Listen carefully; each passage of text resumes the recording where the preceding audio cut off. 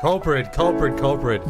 I'm here. Okay, give me a minute. Alright, we're just doing setup. There's a lot of, actually I did a little run around the block too, because my back is a little messed up at the start here, but took a second to get, all of the Rumble and YouTube and everything going, so just give me a minute. One more minute. We're working on it.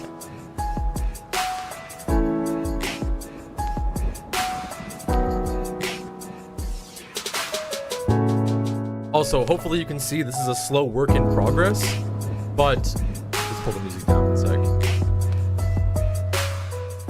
This is a slow work in progress, but I want the Scrub Place Minecraft server to be connected to my front thing, so people can go build in there, and then also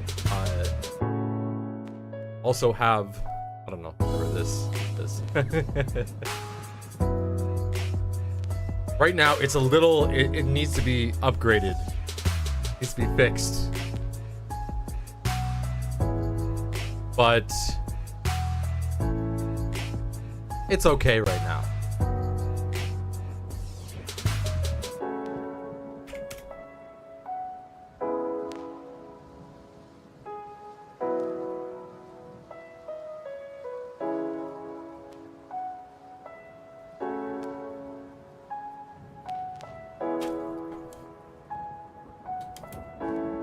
Let's get the lights on so we can actually see my face. So we transition over. Welcome in, everybody. Welcome in, everybody. How are you doing today, culprit? Hopefully, here we got it. Can't have any outside light leaking in. Let's just make sure. We'll do a quick platform check. So good, surviving. I feel you, man. Another day. I can't bring the crypto thing up, or else YouTube. Hopefully YouTube didn't see that. YouTube doesn't like cryptocurrency websites, and will just like kick me off the stream. Well. Let's pack there. And welcome in, everybody. Today, another beautiful week. It is Monday the 8th of January 2024. And I haven't been on the internet at all today. And I've actually been really busy the past while. We had an excellent Sunday Scrub Club Scraps yesterday. Culprit, I'm not sure if you saw it all, but we did a full, what was it? It was, well, 6v6, and probably had, peak 15 viewers, I think it was. A little less than that. It was a good time. It was a very good time. We found a game mode that people will like. That people will like a lot, hopefully. And they have so far, so. Either way, that was a blast. That was an absolute blast. Who knows what's going on the web at the moment. Let's pop over to our main thingamajiggy. And we gotta do a quick live check. So first we'll check the Rumble account. Wait, don't show me. 3 cents Rumble earnings, baby. We are making the big bucks. But, where's the accounts? My channels, Sulack streams. It looks like we are live on Rumble. Oh, yeah, there we go. Quality's reasonable. I think that's working. Let's go take a look over on live. Of course, another Tunes stream is running. Awesome. But are we actually live? There we go. We are live on DLive. And we check Twitch. I'm pretty sure Twitch is working because Culprit is there. Welcome in. You got Twitch going. But unfortunately, Kick. You have failed me, Kick. Kick.com. Start. I cannot connect to Kick. Stop. Modify. Maybe I'm not doing something correctly. Get from OBS. Let's try this. I'm getting kicked off of Kick.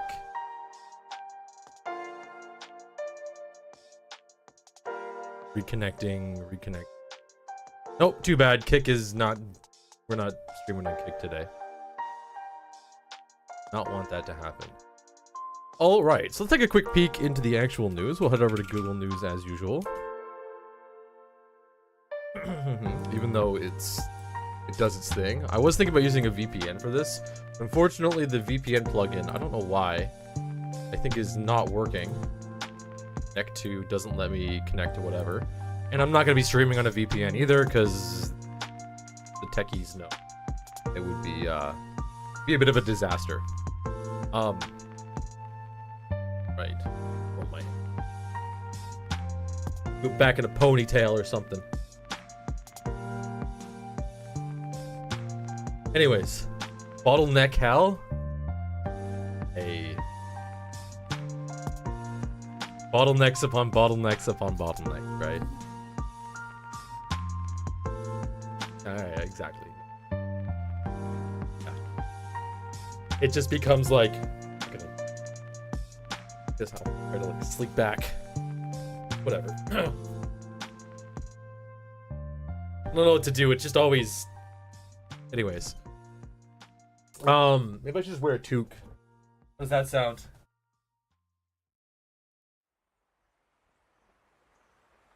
Then get a haircut, and that way I'll look reasonable. Cause it's starting to get a little bit shaggy. Anyway, you own one? Culprit.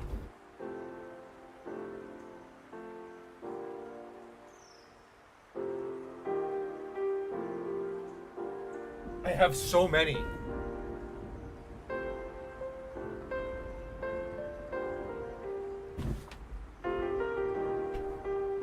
I don't even know where they are right now. I got like 6 or 7. We're gonna roll with the hat today. The hair is out of. Also, too, the heavy widow's peak. Either you pull the widow's peak way back, looks good, or if you push it forward, it gives you like the bald guy look. That's too small.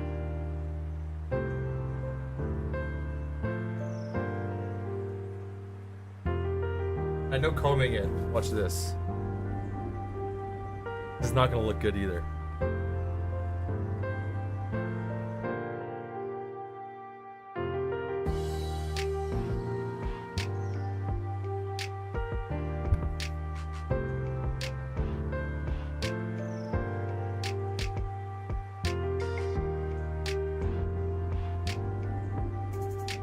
It's never gonna work. Not without a haircut. We gotta make it look decent with the haircut. So for now, all of my video footage might even like if you can highlight that a little. I don't know. Anyways. Too focused on the camera setup right now. Welcome in everybody. I can slowly see everyone lurking in. I see the numbers peak up a little bit. Those who are in chat who don't actually chat or don't actually talk, welcome everybody. Okay, well, what do we have? Let's pop over to this. We'll bring the music down. I know that's a wee bit loud. You're a robot? I know, Culprit. See, Culprit, here's the way I see it. This is the way I see it, okay? Having you watch me is like having all of your viewers watch me. So one of you is like 30 of your viewers. That's the math. It adds up, right? Right? Right?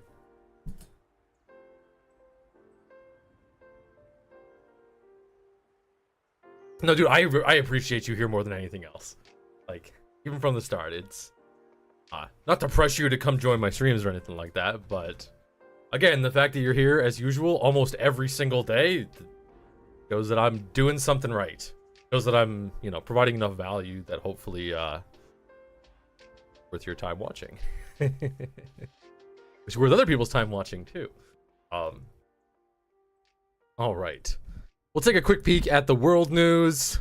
Well, Canadian news is always really boring and drama-y, but we'll check it out anyways because I know that we have a few other Canadian lurkers potentially. Chat watching. Culprit, you missed kicking it. So this too has a way to do that. Awesome. I appreciate. Man, the Overwatch days were good. They were good. I know the game frustrates you now, but it's just too much time. I understand too.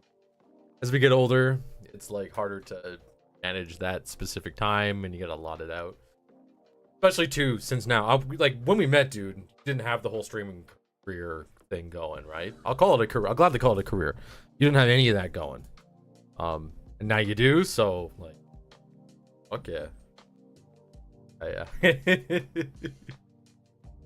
Rather than come and hanging out with me and my crew, every night playing Overwatch, you got to do your own thing. I understand that. So, so great that you come by. Anyways, I'm kind of delaying reading it. I'm just on the news mood today, but we'll definitely try it out. We'll get going. See what on in the world. Culprit says when you go full time, you'll have more time to come play games. Well, you'll be able to do more casual stuff, right? Even you could stream during it, obviously. But a lot of like full-time streamers who have their money maker, they'll casual stuff with people. So there's always that option. Sorry, there's always that option. So let's just take a quick peek into world news. I'll try to not get too distracted here. Also, I'll point out just for a clip, we got some fun news for the stream. On the very top left-hand corner, you guys see there is a little thing. I'm actually going to swap it over. I have connected the Minecraft server's two-dimensional scrub play section with the stream. So if anybody goes onto the server and wants to make their own art, it will actually be displayed on stream. It'll be put out for everybody. Headphone dying. Okay, we'll try that out anyways.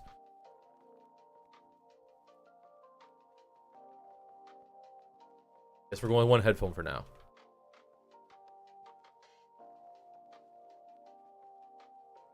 There we go. Okay.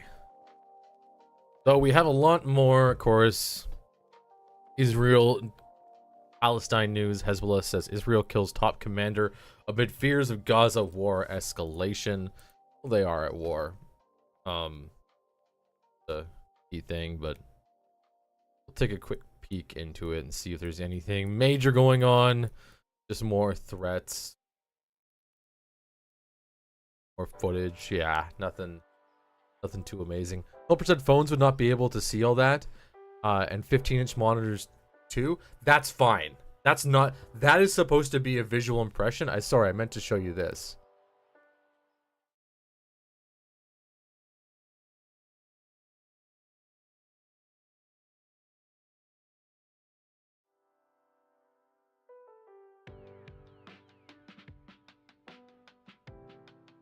So I'll have it as an overlay. That's supposed to be a general color. I can't even see that top small. But it's a collage of the colors from the impression item. So you would imagine, right, that pieces of this art will be displayed in its icon style summary up there, and it would take a large group of people to make a larger impact. Think about creating a slider. It will pop out the thumbnail every 15 minutes. That might be like an animation that swipes by or something like that. That gives you a little bigger or a little of a preview of the window. That would be really interesting. I think that'd be fun. Oh, and I also forgot we have to get this up too. Stream avatars. Why do I always forget this? Need to make it auto boot. Of course. Gotta have the stream avatars.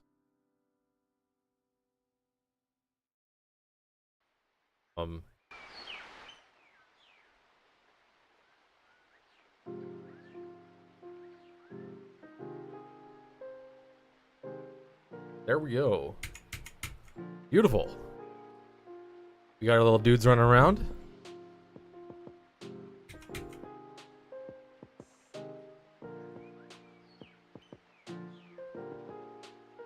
Republican Party of Florida ousts chairman over rape allegation. Jeez. Bangladesh PM says vote victory of people opposition. U.S. spending deal reaches shutdown looms. Trump wants Georgia diversion case thrown out. Is this really world news? Or is this more like America news? Israel news, which I guess is world news. Pope Francis calls for ban on despicable surrogacy births. Take a look. CBC News. Now, I'm always going to point this out. What bugs me? I don't think the CBC is world news. This is that weird deal that that Canada has with Google on displaying their news.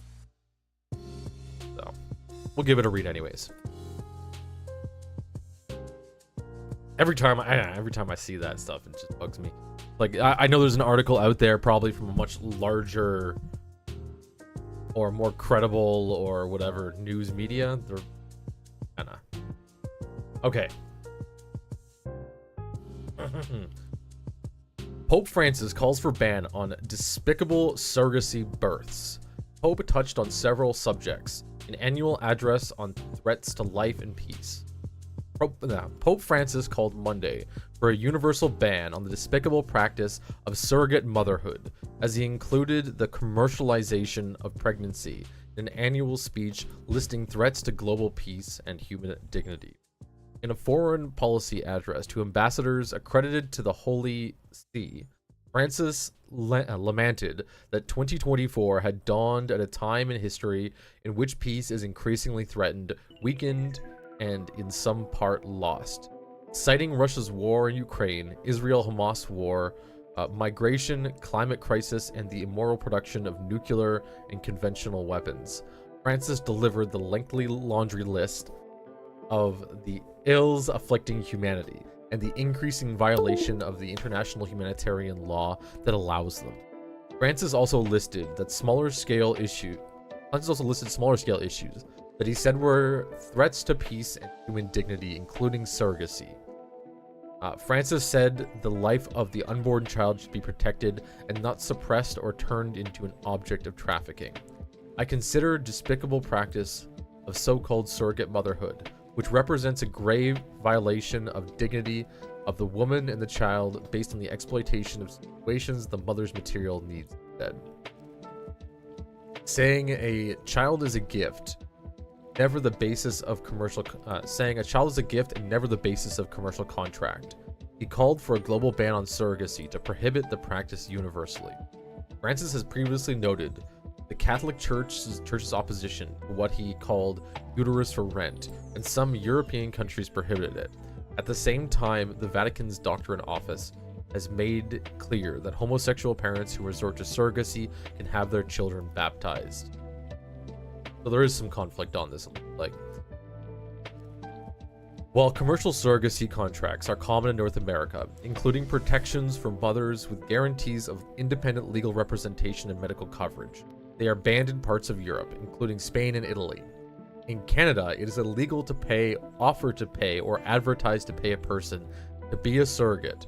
Surrogacy is not banned as long as the surrogate does so for altruistic reasons.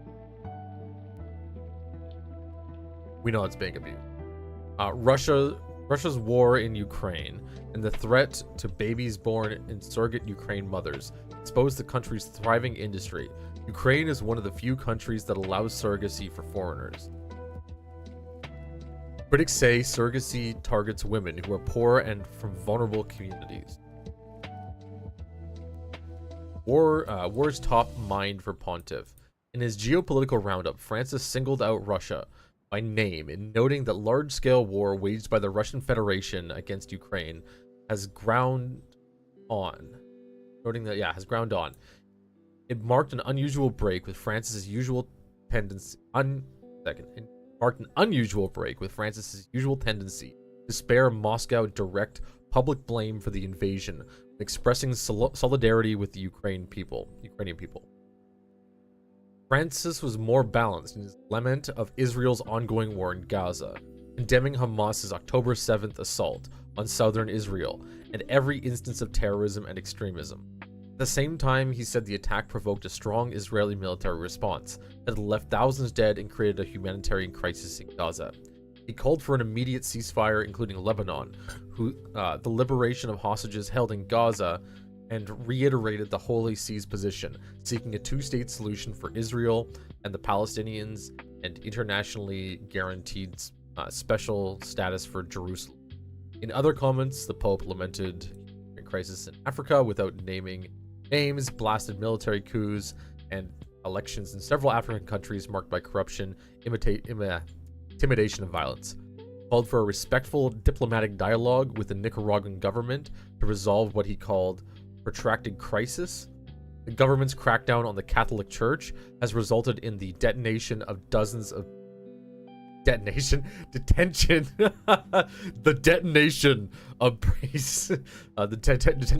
and bishops.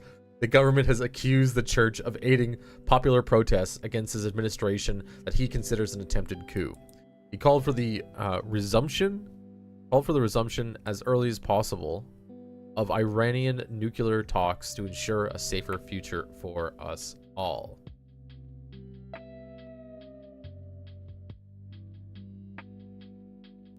Interesting. I will point out, it is interesting how different countries take it. Of course, this is going to be more sci-fi and comes from a lot of, I guess, science fiction writers, and we're in the future. In the future, we're going to have to rethink what the family is. Completely rethink it. Because there are things that people will do to reproduce that will not be traditional. And how do you account for those people? Because you can fight over it. Everybody can fight whether things are good or bad. But because there will be people that come out of these scientific style you say surrogacy. I know surrogacy has a whole bunch of different ways of doing surrogacy, obviously. But to commercialize the industry and to make it more of a scientific process that's repeatable and that you just pay money for and you can have the process done, it comes with a lot of dangers and a lot of very confusing moral stances. There are solutions to those moral stances, but how the individuals actually deal with their own lives is like a whole other discussion.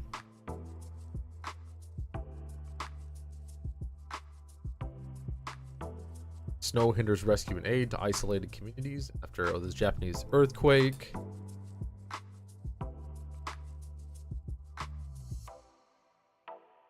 Epstein files, more Epstein files released.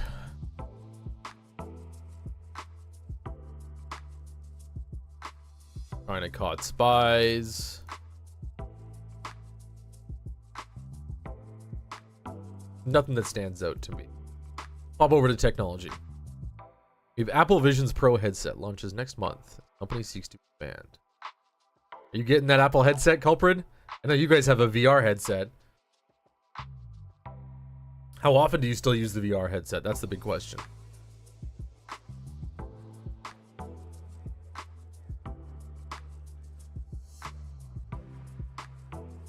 We'll give this one a read. You have two of them. Like them? I don't see much about them, but probably because I'm not in those circles. Oculus and Index, do they work together? Like, can you obviously you can play the same games, but imagine there's like crossplay and everything for that.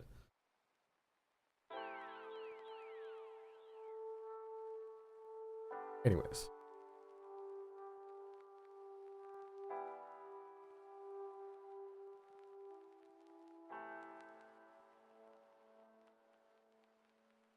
Crossplay some? Okay. Like, I love the idea of VR, but like putting on the full VR goggles right now seems like... Anyways. Apple Vision Pro headset launches next month as company seeks to expand mixed reality market. Apple's high-priced headset for toggling between the real and digital world will be available in stores beginning February 2nd, launching its trend-setting company's push to broaden the appeal of what so far has been a technology.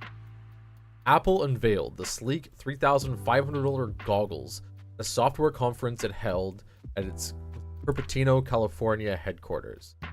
Cupertino? I'm probably butchering that. About 8 months ago.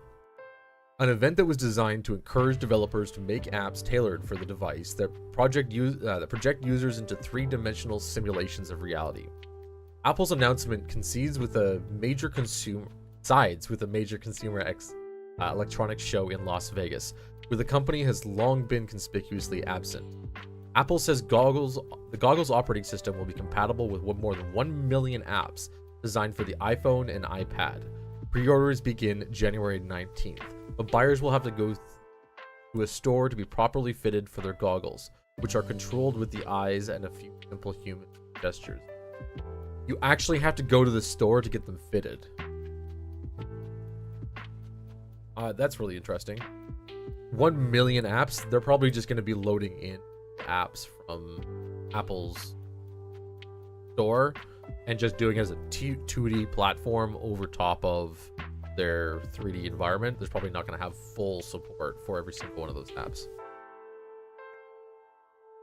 Although Facebook's owner, Meta Platforms, and other companies have been making virtual reality headsets for years with limited success, many industry analysts believe Apple has the potential to expand the technology's audience beyond video gamers, and mostly tech nerds that have embraced it so far. The Vision Pro has already gotten largely enthusiastic reviews among the media, who were able to test it in tightly controlled demonstrations monitored by Apple.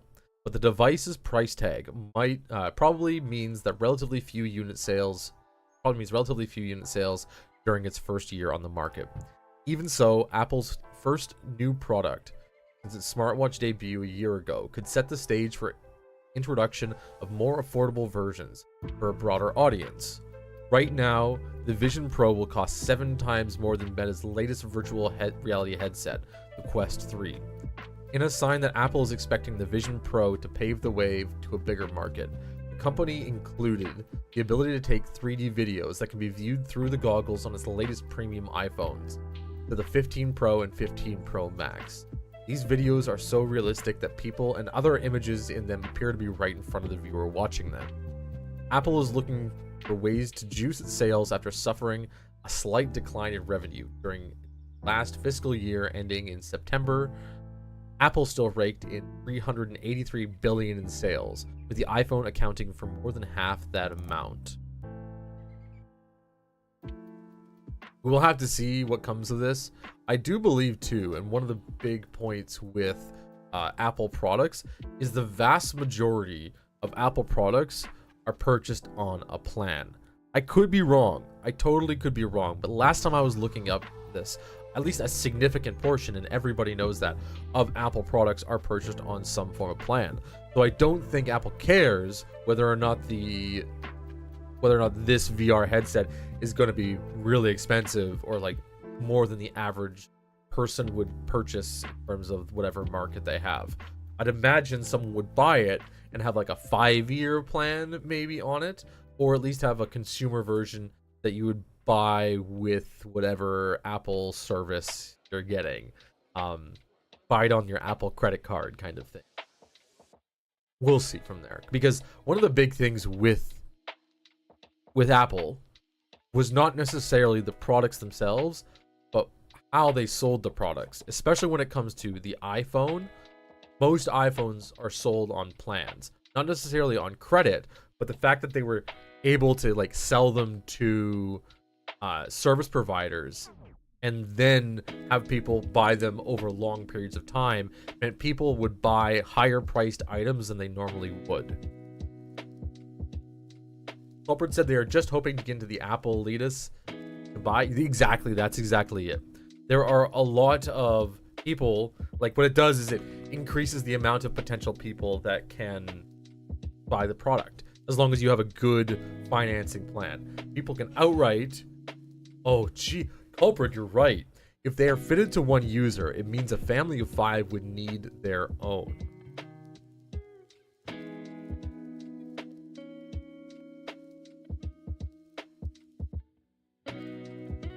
Money, money, money. Cash, cash, dollar bills. Apple smart. Very, very smart.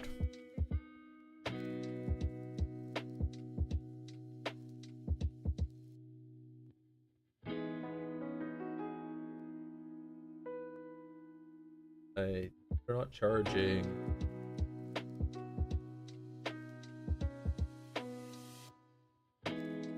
We'll see. Because everybody used to think the iPhone was like too expensive, but because they fitted it with a proper payment plan for most people, in the most popular phone in the world. Well, okay, there's lots more Android phones out there, but the popular branded phone in the world.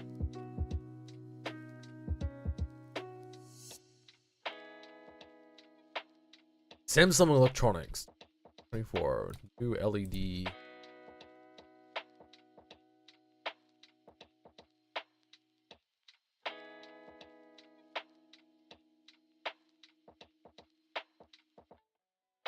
Okay.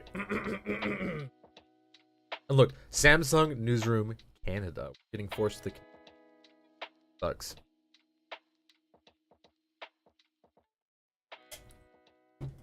All right.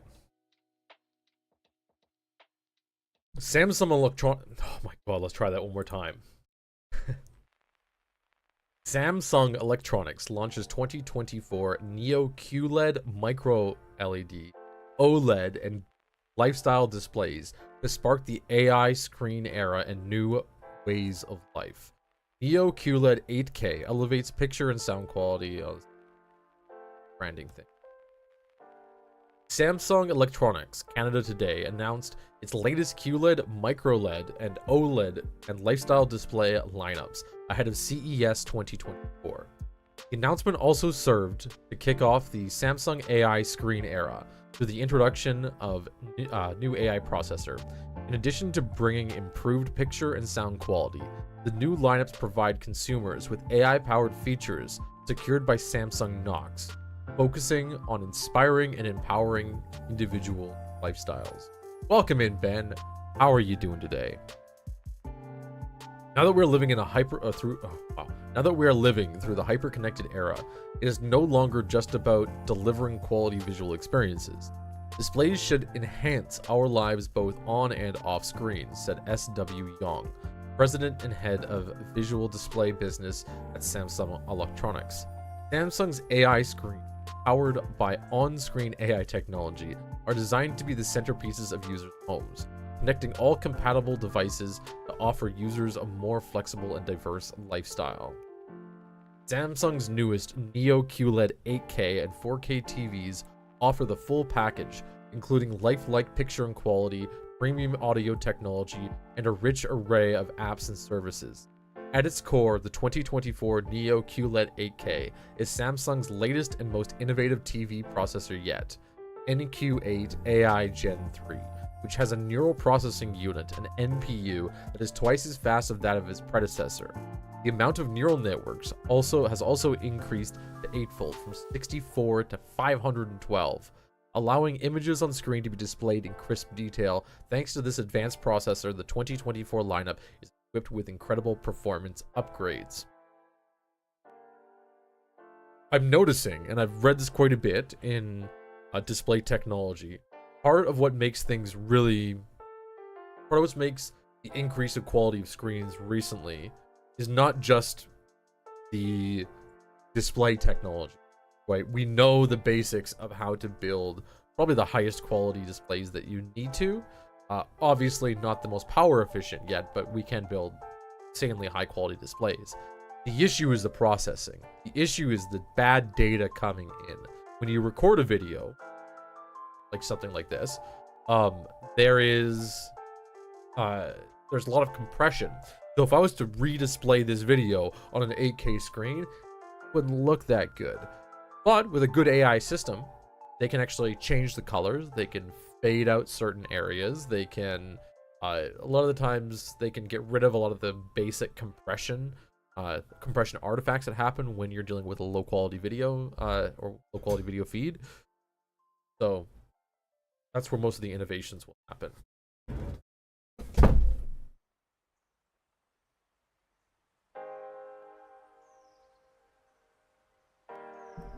but I did read. The Neo QLED lineup also brings a suite of picture quality and design enhancing features, including 8K AI upscaling, which, yeah, AI motion enhancer, Real Depth Enhancer Pro adds details to fast-moving scenes using AI, precisely controlled mini LEDs, Infinity Air design. What the heck is it?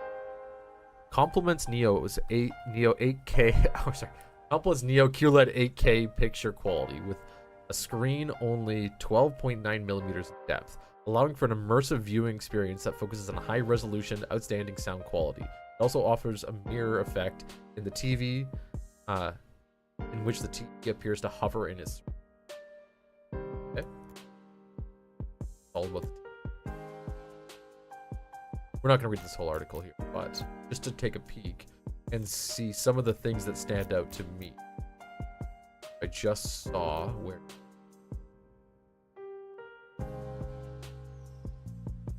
This is what I'm excited for. So there's a regular 144. 144 hertz is going to become a standard. Oh, this is soundbar stuff. Okay, ignore me on that. At least higher refresh rate monitor. Always really nice.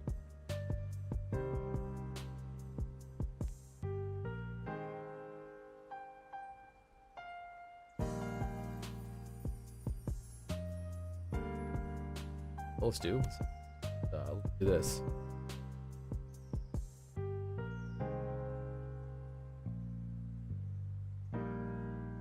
Uh-oh. There we go.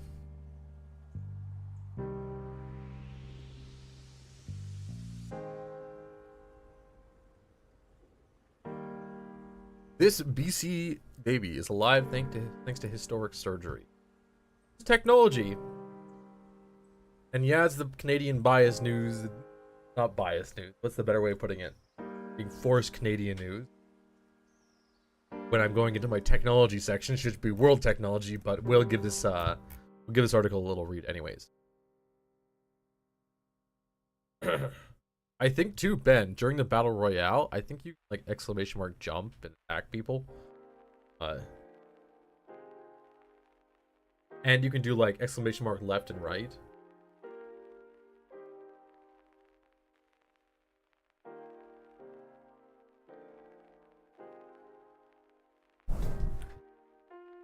I'm pretty sure. I don't know if that worked or not. Anyways, we'll give this a little read here. This baby is alive today thanks to historic surgery.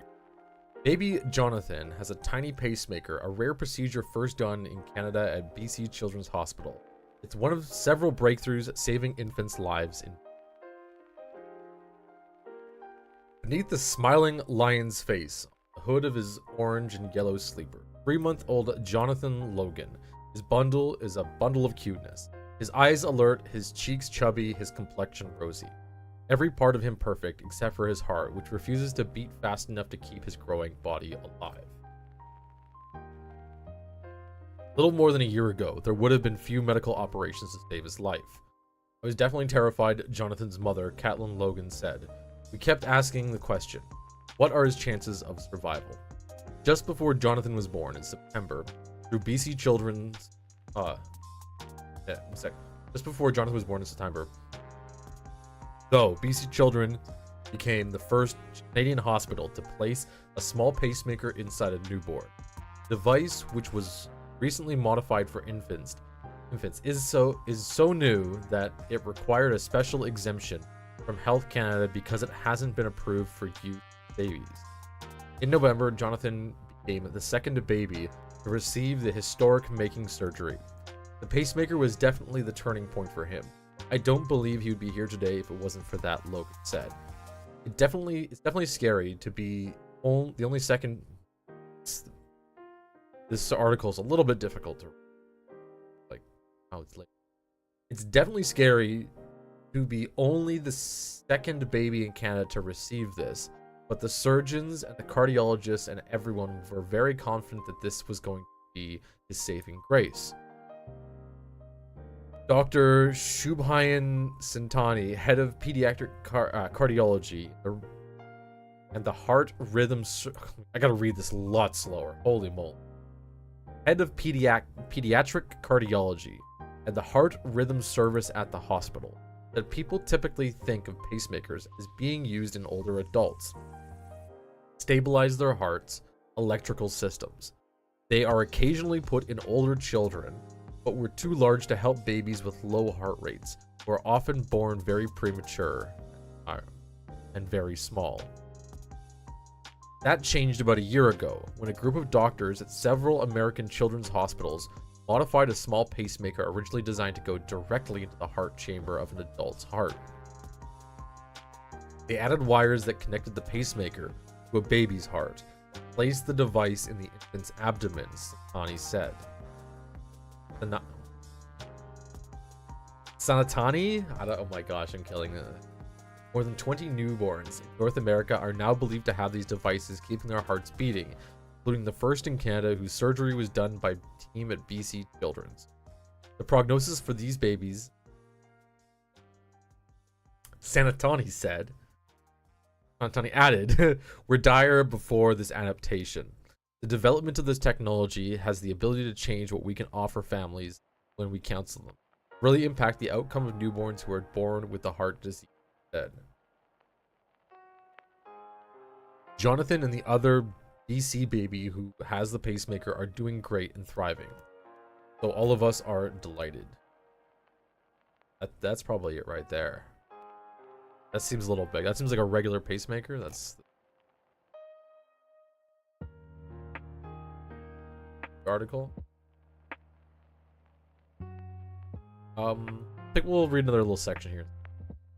The infant pacemaker is one of the recent cardiac innovations at BC Children's and Women's Hospitals. Provincial Health Services Authority says have saved lives of the newborns with heart defects when in the past there might have been little hope. A new pediatric cardiac surgeon hired in 2022 has achieved surgical repairs in babies whose hearts were previously considered unfixable, authority spokesperson said. Additional neonatologists, doctors who care for newborns with serious ailments, were also hired, and that has allowed the expansion of a program that evaluates the infant's heart using a special cardiac ultrasound so precise it can show blood flowing through vessels and the width of a mustard seed. Last year, unique neonatal units at BC's Women cared for about 1,000 of the smallest, sickest babies across the province and Yukon, said Dr. Emily Kieran, interim head of the neonatology division. Those admissions have steadily increased as medical advances have made complicated pregnancies more viable and keep high-risk newborns alive, Kieran said. For a time, Logan was not sure about the fate of her high-risk baby. At her 20-week ultrasound, technicians struggled to get a good picture of Jonathan's heart, which would dip to as low as 55 beats a minute. The normal range for fetuses is around 110 to 160. Her pregnancy was monitored by the doctors near her home, 108 Mile Ranch, a small community in the South Caribou, and 2 months later, a more advanced ultrasound confirmed the baby's heart was still too slow. Physicians at the Williams Lake Hospital contacted BC Children's Specialists for advice, and the decision was made to deliver the baby that day. On September 21st, out of fear Jonathan might not survive a full-term pregnancy, Logan was just 29 weeks and 6 days pregnant, and her newborn weighed 4.1 pounds. He was consumed with worry that the smaller hospital wouldn't have the expertise to save her baby, that his heart might stop at any moment. A few hours after the delivery, an ambulance flew Jonathan and his father, Peter, to BC's Children's, but Logan, who just had a cesarean section, couldn't join them until the next day. It was definitely hard. I wasn't able to hold him for several days after he was born. Small. That is tiny. Picture right there. Holy moly. Jonathan, who was initially attached to a breathing and feeding tube, was gaining weight, which doctors saw as a good sign, but his heartbeat remained stubbornly low. We'll read to the end of it.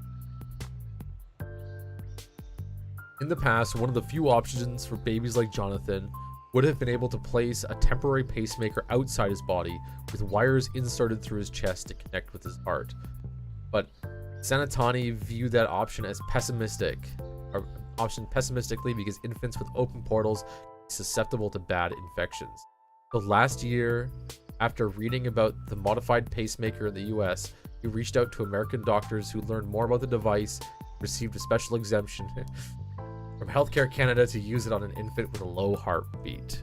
When Jonathan was born soon after, Sanatani thought it could save his life too. On November 8th, after Jonathan's weight surpassed 6.5 pounds, the doctors decided he was healthy enough for the pacemaker operation.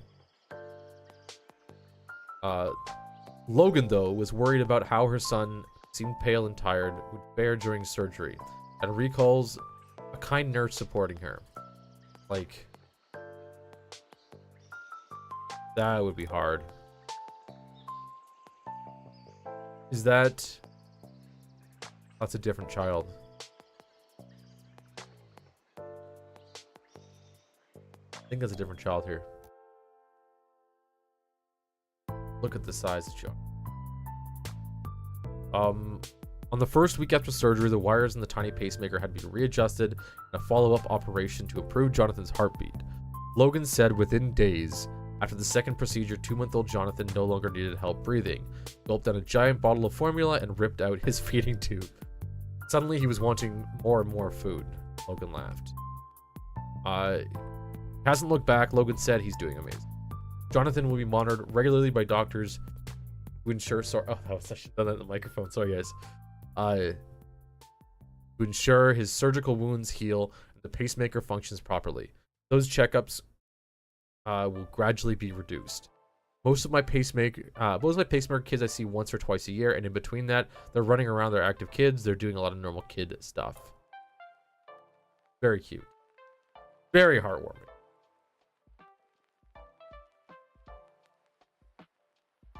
All right. Very different from the normal technology reads that we do, but that's okay. My other earbud. It's doing better. There we go.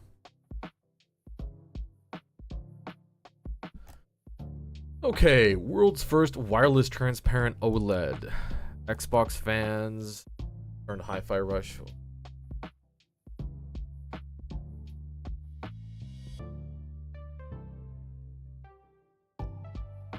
Nothing major. Okay, let's pop over to entertainment, just take a peek.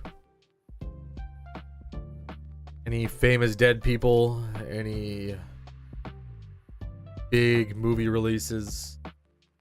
Golden Globes, iconic looks.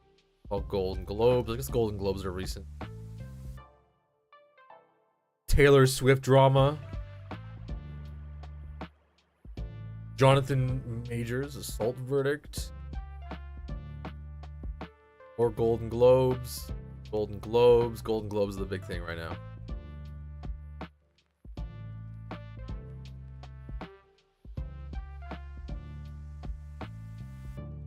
Oh, this is hilarious. Represent Jack Black. Here it is. This is a good clip. Come on, load in, please.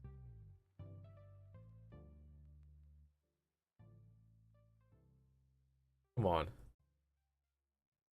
Come on.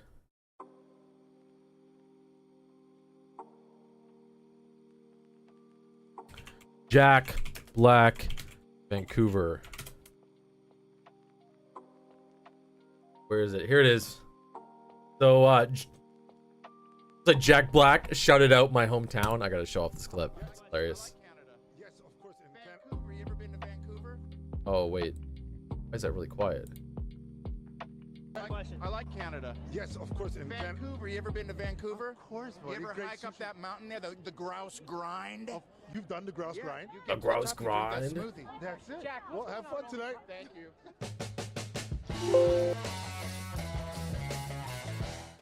I like Canada. A little quiet, but hilarious. Represent. All right. Okay, let's go take a look over on YouTube. I might also bring up Twitter just on the other screen. So I'm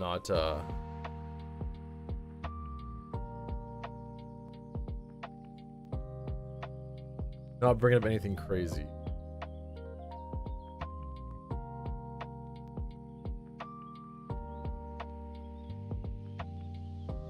All right, we're slowly progressing here.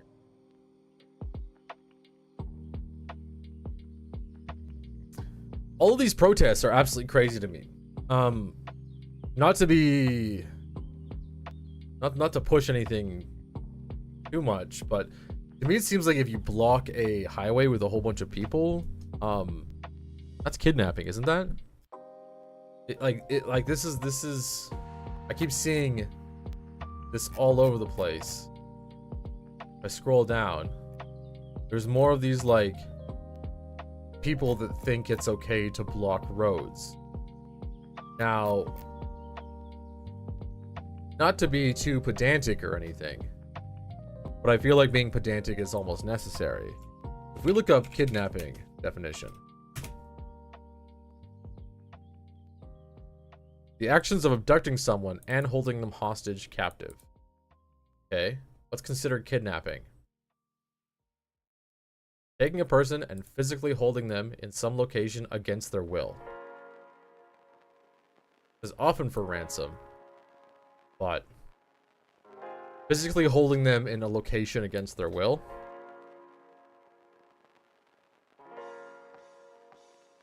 I've always every time I see a protest that blocks like a major roadway or anything like that, that's what this feels like. I understand like there's an importance for some causes, but for this stuff in particular, it doesn't.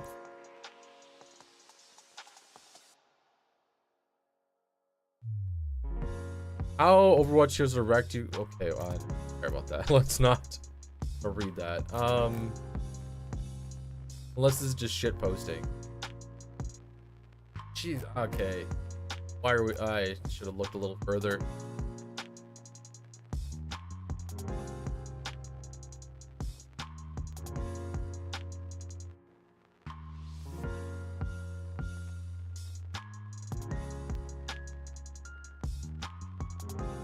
That's all Twitter is right now, just people beefing with cops.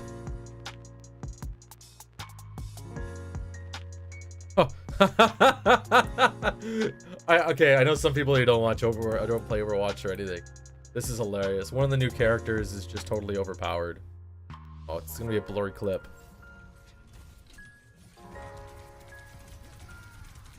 Oh, you can't even see what's going on. Why won't you fucking die?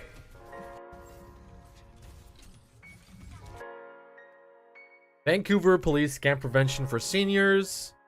Oh, this is scam prevention. Okay.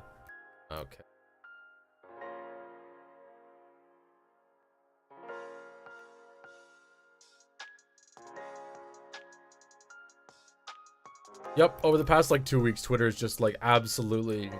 It's been going downhill for a while, but it has sunk in absolutely nothing. Do I see anything?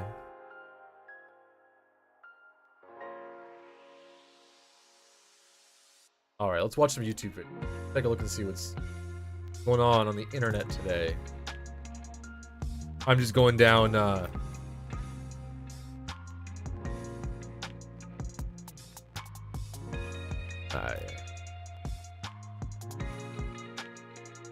Let's not stay away from that for now. Okay, pause this music.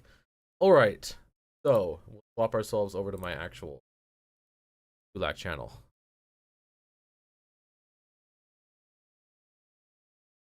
Okay.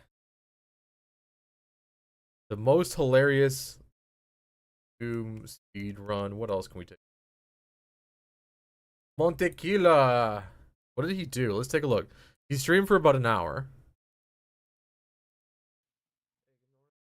What did he do on the server?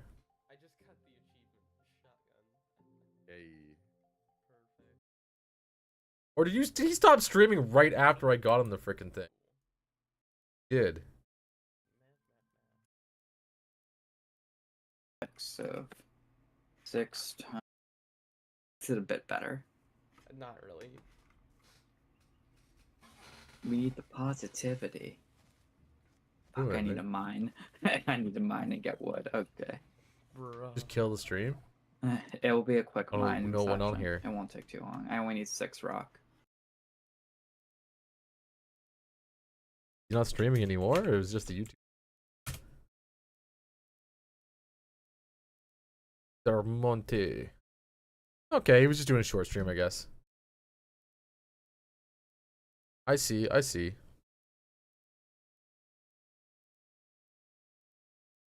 Alright. Give me something fun to...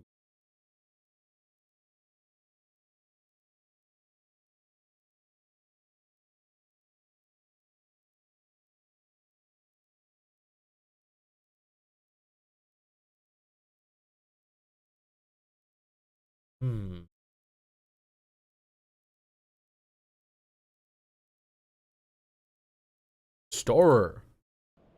Watch a little bit of Storer, guys. 1, go!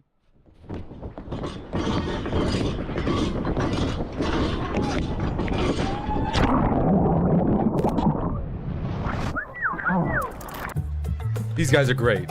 So, you guys haven't seen Storer. He's got a huge YouTube channel. He does parkour. Oh my god. Oh, it's great! Oh, it's great! I don't know if they ended up making it or not.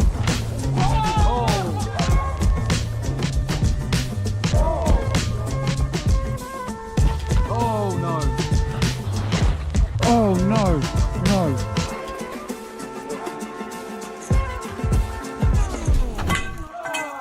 Oh, Away with that really well. Like I flat backed it. 5 hours ago. This is a new video. Try my best, that's all. Okay. That's Oh, this is their year-end review or the year-end like clips. These guys are crazy. Unlucky dad.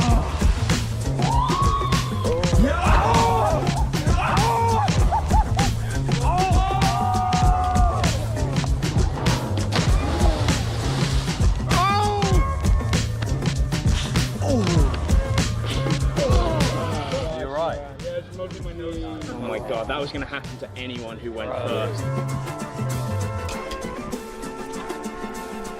That is crazy.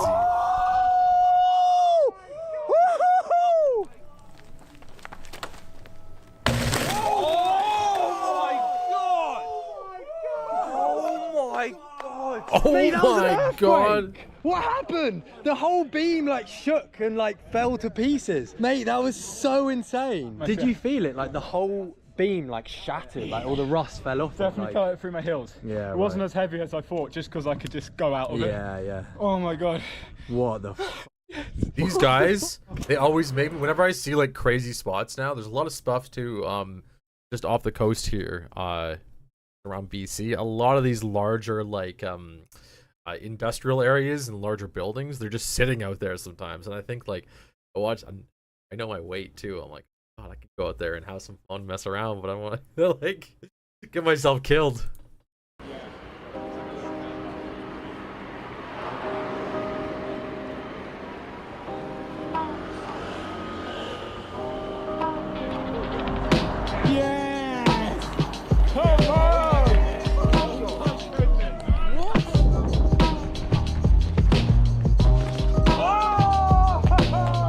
That is a hard jump. That is a crazy jump. Break your fingers doing that. Yeah.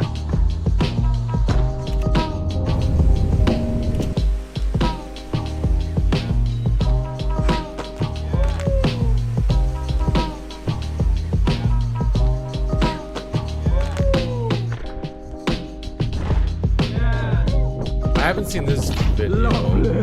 Come on. There's another similar one they did. This is what a lot of these guys do. They'll go around to really crazy places in the world and just jump around like idiots. Hilarious. Yeah. Oh! What was that? Yes, Ben. Those reactions. You almost backflipped out.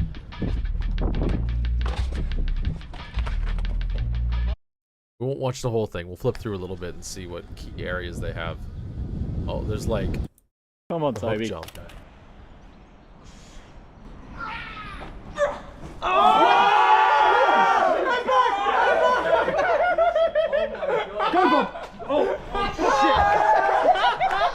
That is crazy. This is another hook jump too.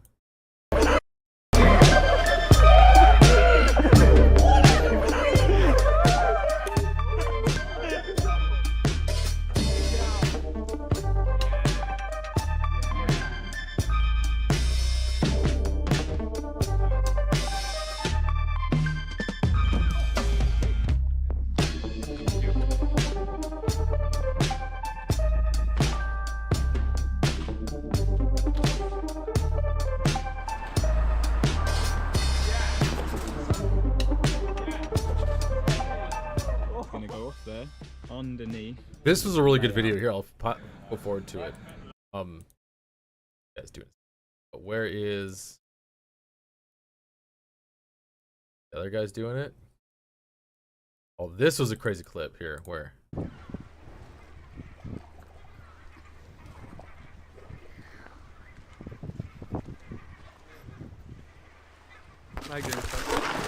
Oh my god!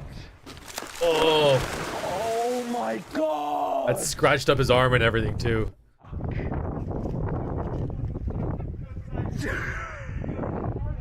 Oh my god, bro. That was insane. Get back, mate. If it snaps, Callum, just off to one side and you're totally How did you good. survive that? How did you survive? You're good, you're good, you're good. Yeah, you see his arm? It's all messed up. Oh! Whoa! No! Oh! Pretty scratched up. Are you okay though? Yeah, he really messed himself up Not here. really. That's bad, man. Luckily it's a scratch. Like, oh my god. That was the most frantic. I was like balancing back, like, okay, they can go. So like, He should have dropped, very yeah. calmly and steadily. I think I'm pretty sure he balanced says back. it too. Yeah, he should have dropped instead of grabbing that thing. Gotten injured. This. Oh my god, it fucking stinks! Oh my god! Oh my god! Oh, They do like traversal challenges too, which is hilarious. where are your shoes? Mate! Gone! Oh, I'm gonna be sick! I honestly thought you were running to safety when you got to that, and then you went even deeper. So you now have no shoot. You have to get your galleys back. It's the worst fucking place in the world!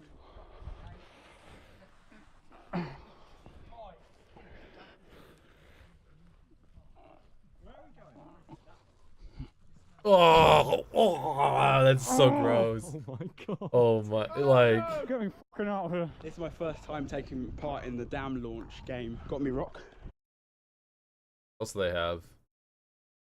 And oh, they did the like underground pipe shit.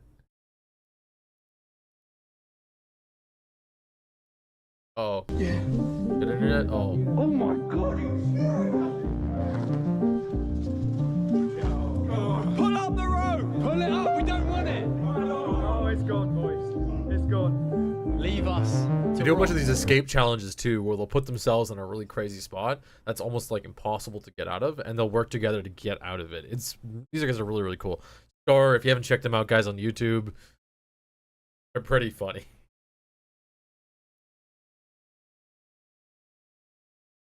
What else do we have? Okay.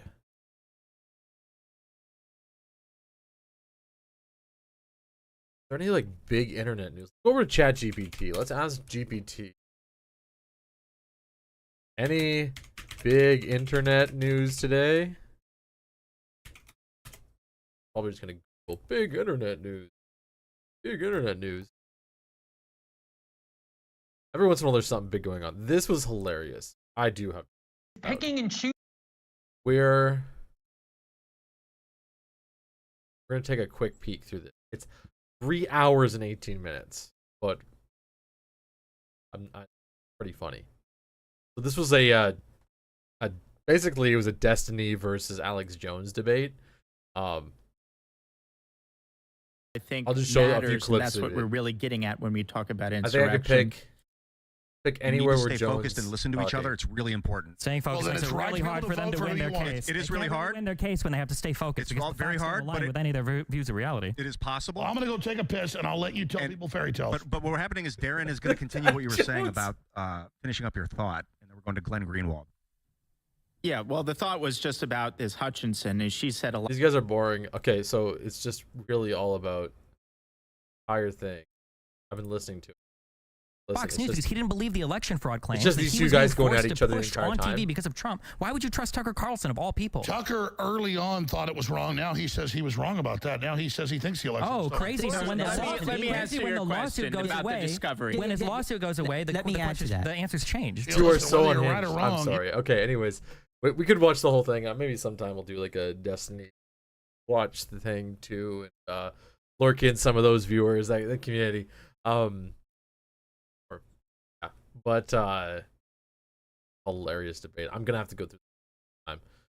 I've only seen a clip so far, but I think that there's an excellent moment where they're where Alex Jones is just like spouting shit, and then goes like, "No you," and then just "No you, no you." Oh, it's good entertainment. Various stuff.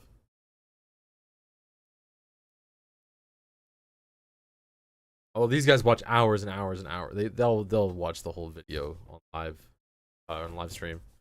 That we will not do today. I just want to show it off. If anybody's interested in a hilarious bit of a meme political debate.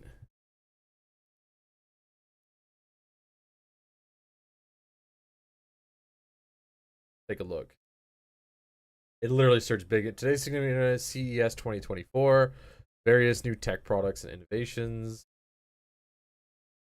CES 2024 from today. Literally, oh, CES is going on right now. Oh. Is there like CES live streams?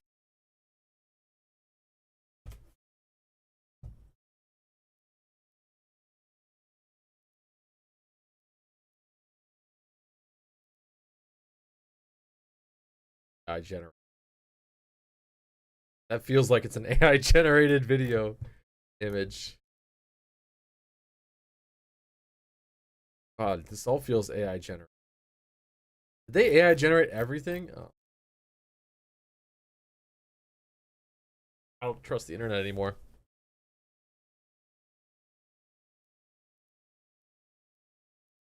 About events and topics, exhibits, statistics. Is there a live stream? Give me a live stream. Googled live stream. Actually live right? Coming up, CMO, AI-driven digital transformation market, how companies are using AI to adapt. Oh yeah, this is all AI art. It's literally just like... It is all AI.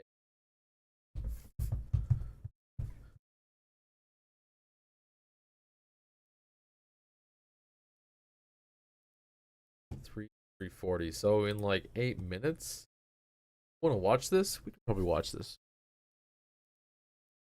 We can watch this. We got 8 minutes to wait. Definitely, we'll find something else here. Clear bacon. Take a peek. Clear bacon. Clear bacon. Clear bacon. If from time to time we do clear recipes, I want to take it up a notch. I think that I and also some of you guys appreciated some of the more interesting styles and approaches that we took to achieving some of the clear recipes. So today, that is bacon juice. 2 different versions in all its might, but how did we get here? Well, let's rewind to yesterday when the kitchen smelled a lot less bacony. So I got some bacon from a supermarket that was super lean with quite a lot of the fat taken off, which I felt like I kind of wanted to avoid. So I thought I'd get the whole lot into a frying pan, a little bit of spray oil, adding the bacon in, and then starting to cook it away, sizzling, frying the bacon up. I pushed the flavour pretty hard on that one. I really wanted to drive that flavour in there, get that real sort of crispy bacon vibe. So I was happy with that. And then obviously to turn this into a stock, we just got the bacon and some water and combined it together in a bowl. I got quite a lot of the bacon all over the counter, but that's another story. Gave that a jolly good old wrap. Sorry. And put it on my countertop. And I was a little bit hesitant about that, so I actually cooked up a second batch of bacon just to the point of where it's cooked through. As you know, bacon here in the family, Mrs. B and I are very polar opposites. I like mine just barely cooked. Mrs. B likes hers like completely charred, which I know a lot of you do too. But maybe you've already seen why I might have also gone for that option too, because as I combined that into the water and again sealed it, it was way more clear. Bonus thing, I did actually end up with a little bit of bacon fat, which I don't think I'm gonna use, not for this anyway, but you could definitely use it in other cooking. And behold, we have our bacon juice. You can see one I'm a little lost how this is going to turn into actual. One is way more clear than the other, potentially more flavour in this. There's only one way to find out. Oh my gosh. Oh, that is bacon water. Oh, and that too. That's slightly stronger, but you're still getting the bacon vibes. And if all goes to plan, we're going to really push the smokiness. In an ideal world, I would push on with this one, and we are still going to try it, but we've got to see what it looks like once we roll back the years, like my science days at secondary school, and get some filter paper. Yeah, so I've got some filter paper that I've ordered online. This is 150ml, whatever that means, but I know that thickness isn't 150ml. It's a good start, isn't it? And also a funnel, all right? We have a funnel. Science. Oh, I'm getting it all over my counter. I have to tell you though, that is dripping clear. Oh my goodness. I think this might be okay, you know. Now, unfortunately, this is going to take a very long time, but at the moment, that is looking very, very positive. Like a gelatin thickening? Oh no, you can see that yellowy hue. Wait, if you're watching it on a TV or a screen and you scan it with your phone, I don't know if that's going to work on a timer. Scanner. 5. We had that initial batch that was going in there. I decided to go for applewood flavour. Oh my gosh, I heard cracking. I heard cracking. I heard cracking. I have to play the waiting game. I've got my oven, not fan, just a static oven at 60°, just preheating then, which will probably take about 2 seconds. What effectively we're going to do is dry them out for about 8 hours, which is going to put this oven out of action for that amount of time, which is going to go down great with my family. It's heavy. Sure. That is actually really heavy. Smoke. So inspired by my other test where I freehanded it, I did another tray with the left pinning all my hopes on this one. Oh no. So inspired by my other test where I freehanded it, I did another tray That's with the really leftover stuff from the saucepan that had been sat around all day. Except again, this time I stuck a pot of the liquid smoke in there for the entire baking duration. And they've been in those ovens all night and I let them turn off and just cool down. We've ended up with quite a lot of them. Most of that liquid smoke has evaporated and it really does smell smoky. It's incredible. But look, although they're a teeny bit sort of crinkled, as we fry them, it should be okay. And they've got like that sort of more realistic sort of bumpy bacon vibe. It's not perfect, you know what I mean? And I've got loads of these now. So this is from that very first batch, the only decent one I want to do. And this one has got a slightly more yellowy tinge to it. Oh, so he's actually going to fry them. Okay, I've kept this in the fridge. So some of the bacon juices are gonna go in there. So we're gonna fry them on a low heat for a very short amount of time. If we get it too hot or for too long, it'll basically turn into fried bacon, like a pork scratching. Okay, so this is the one piece that survived the first batch. I'm gonna hold it with tongs, very gently, drop it in. Oh my gosh! Look at that! Ha, ha, ha. Oh my gosh, it's worked! Yes! Very weird. Oh my gosh, it's worked! Ah, I've got so much more as well. The irony that the first one on that first batch, I didn't need to do those other batches, but now we shall dine on transparent bacon. Whoop! Yes! Why am I so excited? I feel like our kitchen's turned into a science lab. A bacon lab, yeah. It has been smelling of bacon in here though, for like 3 days. And we're not done yet.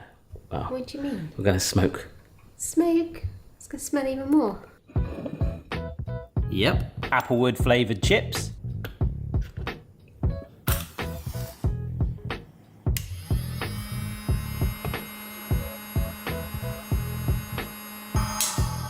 Pretty cool, right? Oh my gosh, that smells super smoky now. Now, I thought I was done, but my friend Chef Dave, aka Pig, who runs the Ginger Pig Kitchen restaurant in Weston-super-Mare, it is #1 restaurant in Weston. If you ever get a chance to go there, please do. He just gave me this idea. Right, guys, Dave from the Ginger Pig. Barry, why don't you get some streaky bacon and really cook it well. Once it's cool, grab it, blend it up, and then mix it with some smoked sea salt or normal sea salt. Okay, Dave, thanks. I thought I was done, but yes, let's do some bacon salt, and we will try and get Dave in some videos soon, because he's super knowledgeable and a real nice guy. Smart. That is great. Oh, we could make that.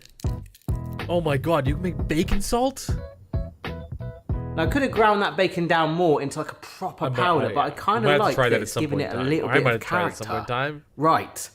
Let's taste it. Blooming stinks in it. It does, doesn't it? I was going to say, I've made some clear bread. Check out the playlist, like I say. We made clear ketchup. We could have done a bacon sandwich. This is clear bacon. Yum. It's so smoky. It's really good. That's actually really good. That is phenomenal. I've got like a crunch for sure, but the bacon salt has really given it some punch. There's this real deep smoky flavour. How did you get the smoky flavour? Watch the video. But that actually tastes really nice. Amazing. Yeah, chef's kiss. And on that note, thank you again, Chef Dave. I think I really want to take these clear recipes up a notch, so I might get his help. And I really want to get like sciencey with it. So if you guys have got any other suggestions, do let me know. I'd love to. That's super cool. That is really cool. All right, so we have this live stream coming up here in a second. I'm gonna quickly run to the bathroom. No sound coming right now.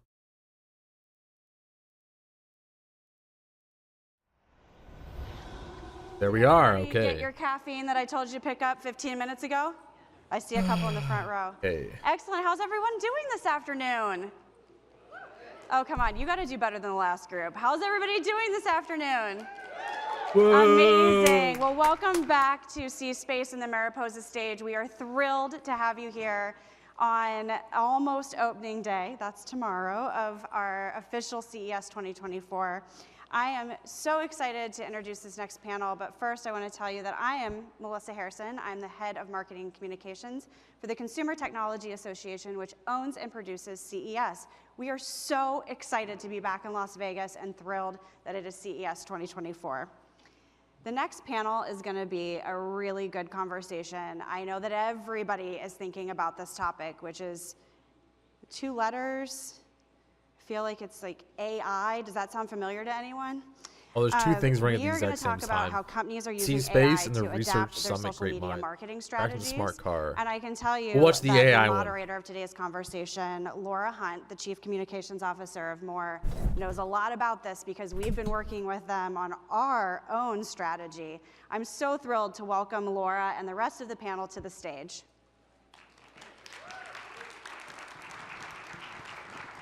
Thank you, Melissa.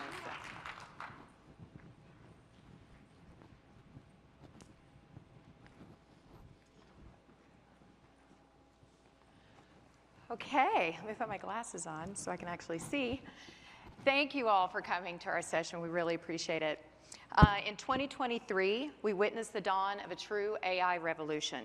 Not that AI or machine learning is anything new. We've been incorporating it into our marketing for years. However, last year, with the launch of ChatGPT and Bard and others, AI became user-friendly. And for those of us without engineering degrees, we learned how to integrate AI into our daily lives and how it worked to create, learn, and how to make our work even more efficient. I'd like to introduce my panelists, who are 4 marketing leaders that are harnessing the power of AI and doing some amazing work. First, let me introduce myself. As Melissa said, I'm the Chief Communications Officer for More. I spent much of my career on the agency side of the business, working alongside healthcare, education, association, political, commercial, and the purpose-driven industry. At More, we're a CXM company, and our services span the entire marketing chain, from creative and strategy, data and digital, media buying, and response management, and everything in between. Our data is our connective tissue. And powered by machine learning and numerous forms of AI, we make marketing channels sing in concert with one another to give surround sound experience for our customers. Next, let me introduce Manu. Manu Orso. Manu is the Chief Marketing Officer for Duolingo. Oh, yeah, I'm sitting here, guys. Yeah, I'm in the. Over 500 million users Sit back. get access There we to go. private tutor experiences on a variety of subjects using machine learning algorithms. Manu is a data-driven strategic leader with extensive experience across the full marketing spectrum. His marketing experience includes previous roles at PlayStation, Spotify. This is just all introduction stuff right now. It's not really important. From Reddit, we're joined by Marianne Beliveau.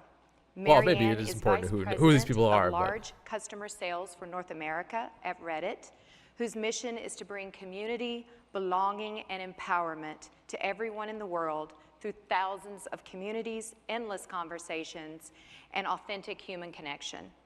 Marianne's team works closely with Fortune 500 companies and their agencies to develop creative that's scalable and impactful. She's a digital marketing veteran that includes previous executive appointments at Twitter and Google. Joining us also is Don McGuire. Don is Senior Vice President and Chief Marketing Officer for Qualcomm Technologies. Hey, Don. We almost got this. You just flipped right. one. That's cool. Skipped one. Oh, we almost got the lineup right, I'll didn't take we? This job. You can take mine. We'll swap for a couple days. Qualcomm has over 50,000 employees across the globe using 5G and AI innovations to fuel their robust product portfolio. Don leads global marketing across all Qualcomm's businesses. And then we have Drew. He wasn't supposed to be there, yeah. Penny O2. Drew is Pfizer's first Chief Global Marketing Officer. He is responsible for driving the Snuck his company's way up on mission stage. to change lives by changing how healthcare happens all around the world, with a relentless pursuit of scientific breakthroughs and revolutionary medicines that will create a healthier world for everyone. He's a marketing innovator and global brand builder with a passion for technology-fueled creative. Prior to serving at Pfizer, Drew held roles at Alphabet, Disney, and Coca-Cola. I'd like to start with questions for each of our panelists, and we'll go down the line this time. With AI making a swift impact in the past year, we're eager to gain insights on how your companies are embracing it today. We'd like to hear how you're actively Hopefully the volume's okay, leveraging Culprit. I AI can see it's a to little bit amplify quiet, your but I'll marketing, boost it up a enhance bit if it's engagement, or not optimize loud operational enough. It's fine for me, though. Manu. Yeah, sure. I think for Duolingo, what's been really interesting is over the last couple of years, we find a way to build our brand and build interest in Duolingo by taking a very social-first approach to brand building. And through that, we had a lot of success on TikTok and social platforms. And the way we've done that is actually really tapping into culture and connecting to what our audience cares about and inserting Duolingo as a brand in a way that feels really organic and doesn't really talk about language learning or the product. Recently, we've actually done a lot with AI to help us scrape conversations that our audience was having on social channels and looking at where some topics may over-index compared to what people are talking about more generally on TikTok. And so what we saw through that is actually some topic of interest and fandoms starting to appear through that collection of data that we're sorting through AI. And we found out that, for example, K-pop was a very strong passion point for our community. And so using AI, we're able to inform the type of content. I want access to these tools so bad. I can't really pause it. That we can There's live stream, but as a way to build affinity with new audiences. I could only have access to these. On our platform. I have access to some of them, but some of that work actually led to some of our more successful campaigns when we sent our mascot to Duo to K-pop concert. And we saw a lot of engagement from that content, and a lot of our audience responded very positively to that. So, you know, AI, we really believe is a if you could get summaries of the entire internet, like up to date, oh my gosh, that gets produced every day on social platform, and allowed to sort that in a way that feels really tangible and valuable for us to build our content marketing strategy. Awesome. Marianne. So I would say that for Reddit, I'll kind of give you two short answers, right? So the first one is for the consumer app, Reddit. We've been using AI for several years. Over the past couple of years, we acquired 3 companies in AI and machine learning. And that's with the intention of understanding our audience better, our users. And Well, so can you we update can the surface to you title? things that you would be Like, interested in. If watching you join a CES community, AI. you might be interested in another community. It also helps us give our moderators that are I had to pull the window up. I have better the tools window to moderate their communities. So we feel like in general, we're just at the beginning of how it will enhance the consumer product. And then on the business side, it helps us allow our advertisers to Don't have to. I'll take it. be in front of the right I'll look. community at the right time with the right message, and to really understand inherently that this is a great spot for you at this moment with this message, because you can better understand who it is that you're reaching. And then we also have a lot of clients who ask us for data and insights, because we are, right, a huge repository Can't remember for the human command for it, conversation too. that I do goes it, back but I can't 18 remember the years. command. And we have a lot of really deep insights for brands and for companies about human perception and views and recommendations over time. Interesting. Drew. Sure. AI is really interesting if you're in healthcare. I always tell people this, but 30% of the data generated, and it's increasing like by the minute, is healthcare data. So if you're going to start a company, healthcare data is probably a good place to be. And from our landscape, the explosion of data opens up AI's potential to, one, develop drugs faster and better. So today up in San Francisco, my former employer, Google, has established a lot of partnerships with like pharmaceutical companies. So we're going to have better drugs that come out faster, which is a cool thing. But from a CMO's perspective, my perspective, it opens up the opportunity to connect with your customers in a meaningful way that we couldn't before. So we're both B2B and B2C. And we're starting to kind of say, how do you, to the point you just made, deliver the right message at the right time to the right audience? And when you have a scaled global business that has multiple brands, that cuts around the world. I got it. I'll update it. One sec. We're doing to unleash the power to reach audiences and connect with people and go from just advertising to true CRM and experiences is rejiggering the way we work and how marketing happens. So it started last year with a big consolidation of our agency structure. You need to have an agency system. I can't do it to CES? What do you mean? Structured and streamlined, and then you need to have all the different pieces come Was together the title, around right? your data and your content production. And so we brought in Adobe, and we're bringing other pieces together to create, and this is the first time we're talking about this here at CES, but we're creating a platform called Charlie, which is the ultimate marketer's workbench to enable eventually AI to power our creative, our messaging, our media, because the explosion of what we can do is awesome, but it's also complicated. It moves quickly, and our ability to kind of leverage technology is going to change the way we communicate. But you have to get the inside of the company ready to change the outside of how the company shows up. So for us, it's a huge deal. Wonderful. Don. So we're in the unique In fact, they always talk about too, as like a company that's understanding actually opinions. I think is a AI really interesting technology part of for the last 10 AI. years, Learning to especially like at the ask edge. the internet, "Hey, internet, what do you Also want?" As and an then being able to enterprise, deploying allocate AI everything. technologies, especially in the advent of generative AI. I'm trying to talk too much across the over 'em, enterprise. but So, like give Drew cool mentioned, we're context. deploying AI for use in both developing code and testing code. Our engineers are using it from a chatbot perspective, both through Microsoft Copilot as well as an internal Chatwise chatbot. And we're continuing to experiment and deploy new tools. On the marketing side, as the CMO, we've decided to start with the creative process. And we've been bringing in tools to help accelerate, expand, and enhance our creative process. So 2 specific tools that we've brought in and that we are currently utilizing. One is Firefly, which is an Adobe product. Like Drew, we are undergoing a MarTech and digital customer journey transformation with our friends at Adobe.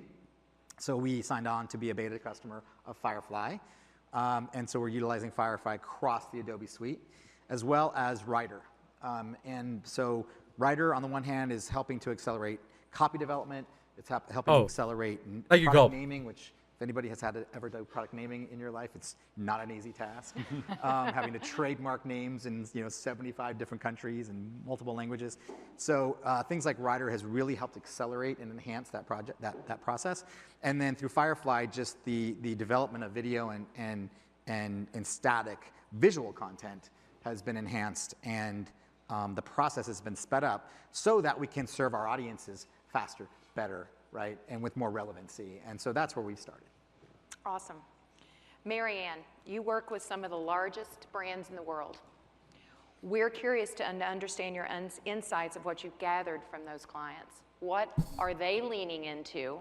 And just as important, what do you still see that they're kind of shying away from? So I think they're leaning into the excitement and the newness, anyway, of the generative AI aspect, and hiring specialists, educating themselves, really kind of thinking through generative AI is different than utilization of AI, the tools that will be right? available It's a to big, them now big and the tools distinction that will be between the available two. to them in the future. I think most of the big companies that we work with realize that this is a really great chance for them to better understand their consumer audience, right? So to really get deep with what is really important to them, what they really care about. Everybody is a consumer, right? So it's how do we connect people with what they're looking for in the right way, right? And make those campaigns effective for the clients. So I think they're excited about all of those aspects of it and hiring around that.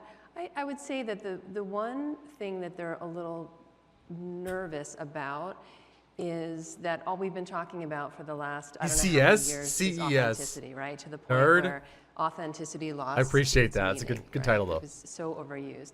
And that's what concerns people now in terms, especially of creative and of images. And we've seen a few, not on campaigns on Reddit, but I think we've all seen in the press, a few missteps already with companies who have come out to talk about different AI creative, whether it's replacing models or some other, that can bring others some other thing. But I would say that that's what they're nervous about. Okay. In terms of how they're actually using it on Reddit right now, I feel like I'll I should blame go out my and buy mod. Adobe stock, because my story is also about Adobe, which is that they did a really cool campaign with us this year where they let communities build haunted house with the generative fill tool. And it was really cool, and it was really well received by the communities. So that was our super creative execution we saw of it, and then we've seen more straightforward, simple things like creative and then understanding insights. Wonderful. Speaking of creative, Drew, I know that's your passion, is turbocharging creative. Can you give us an example of a creative campaign that you've launched with AI? Fingering this game. With Pfizer. I just read your article where you worked on I believe a you. migraine program with Google. Is there another campaign or that one that you can tell us a little bit more about? Yeah, I think, and this has been a big thing for me because I don't know if we've cracked the nut between media and content, right? As an industry, we have to get media and content to be in service of the person we're Media is trying to reach. just the thing that's We did some happening. things with Content Google is something and that someone's worth on watching and migraine, where we being a part we're of. able to kind of look at weather alerts and things. But I'd say this year, particularly with our partners at IPG and I can Publicis, randomly generate media. We're really pushing for To make it more content is creative, like another. open up the aperture to what we're willing to kind of do from pushing the creative. I think some people feel like the tools that you have, that AI will replace the creative function, and that's so far from the truth. I think it opens up the aperture for the company to take risks, to work with agencies differently, to have almost what we had I'd say, when I was at Google, which is you put things in the world, you test and iterate, you produce creative ideas faster and faster, and then you look at how they could live and breathe in the world. I think we sometimes approach campaigns in a very static, linear way as an industry. I always find it, really interesting. We talk about the campaign for X or the campaign for Super Bowl, but the power of AI and creativity, I think, allows for a fluidity on how we think about engaging with people in a way that our brains can't comprehend, but our It feels like a brains bunch of can mumbo guide, jumbo, but having AI worked with needs a AI guide, stuff, right? you put a lot it of this in makes a lot of service sense. something, and I do think we're just scratching the surface on creativity. We get moved categories, and AI Cole? deployment with our agencies. That being said, I think we have a long way to go, because when you want to kind of experiment with things and you're bringing in important platforms like Adobe, and we're lining everyone up on Workfront, and you're having agencies get connected to what could feel like a technology creative system, you have to find a way to have people understand the art that will live around these platforms that we're putting in. Because at the end of the day, I do think if you're a guide and you could steer the ship, the question becomes, It could have been a ultimately, mod what's that the moved us destination? back. I've been moved channels before.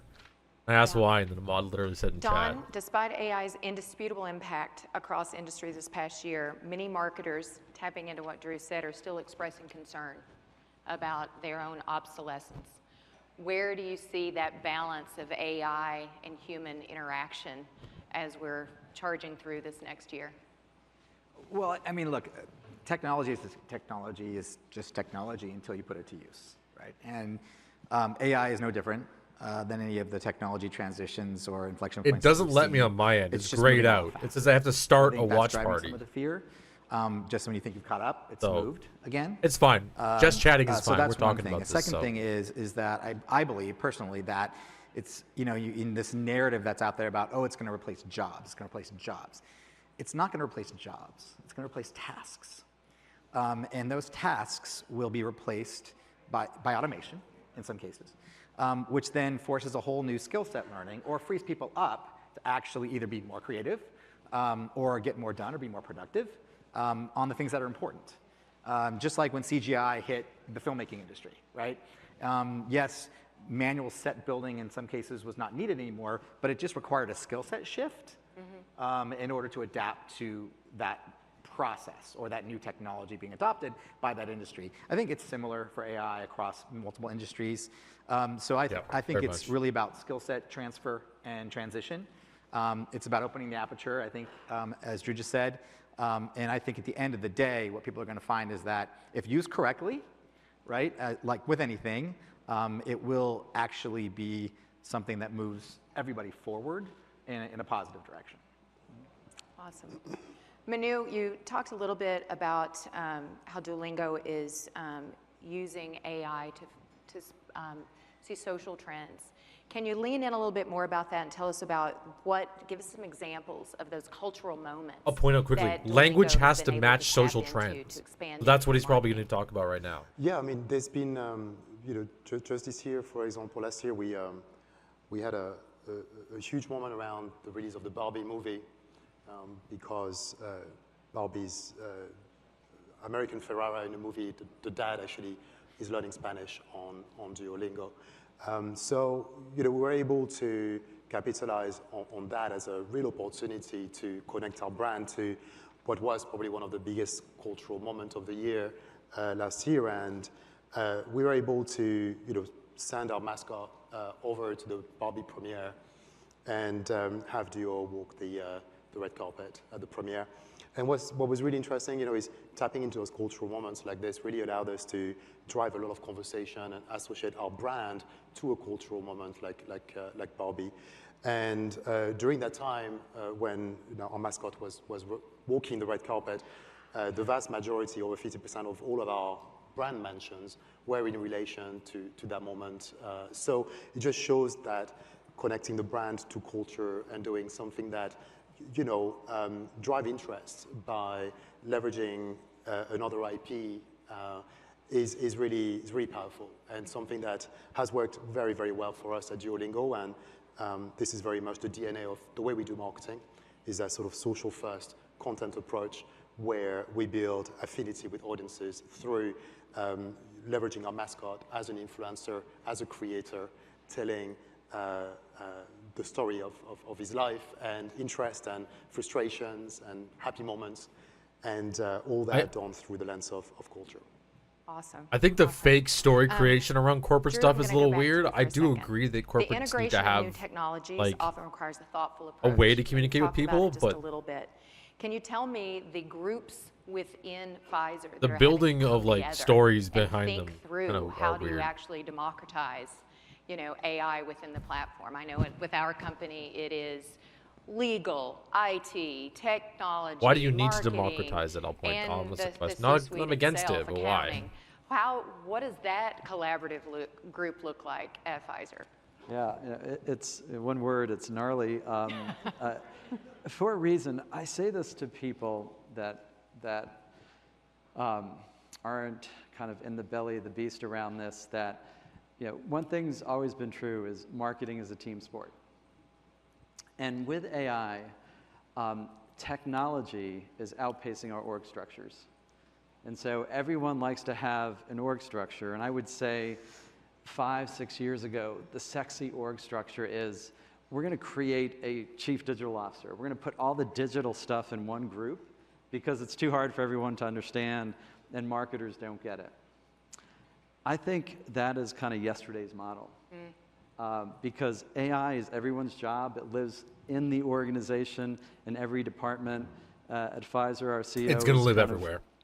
Said every group, every department, every division has to have AI goals embedded in their plans, and so I think for us it's really saying how do we now pull a hive of people together and think about the intersection between the marketers, the agency, the people who hold data. And that's why we're kind of building, a bit of a bespoke platform, because you have to get everyone living and breathing this in a new way. And so the other day, someone was interviewing me and they asked me, like, do you think the role of the CMO is going away? I said, actually, I think it's going to go back to being highly relevant, whether you call it a chief marketing officer or chief customer officer, because this old notion that AI lives in one department and it's underneath the CTO or the chief digital officer, again, I think that is very yesterday. Yeah. I think now, my dad can use ChatGPT, so he doesn't need a digital division, right, to use AI. And I think a lot of these tools are becoming democratized. And so the faster that we just think about deploying it in the business. They keep using the word democratize. I don't think it means democratize. Part of the Maybe process. socialize, but not it'll unleash its democratize. potential to change the world. Awesome.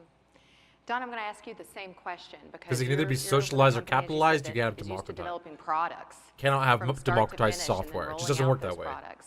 How are you harnessing this revolution within the company, but also for your customers? Yeah, I mean, a lot of what Drew said, right? We have taken a hive approach. We've got an AI steering committee that's cross-functional and multidisciplinary. A lot of lawyers. A lot of lawyers. on that steering committee.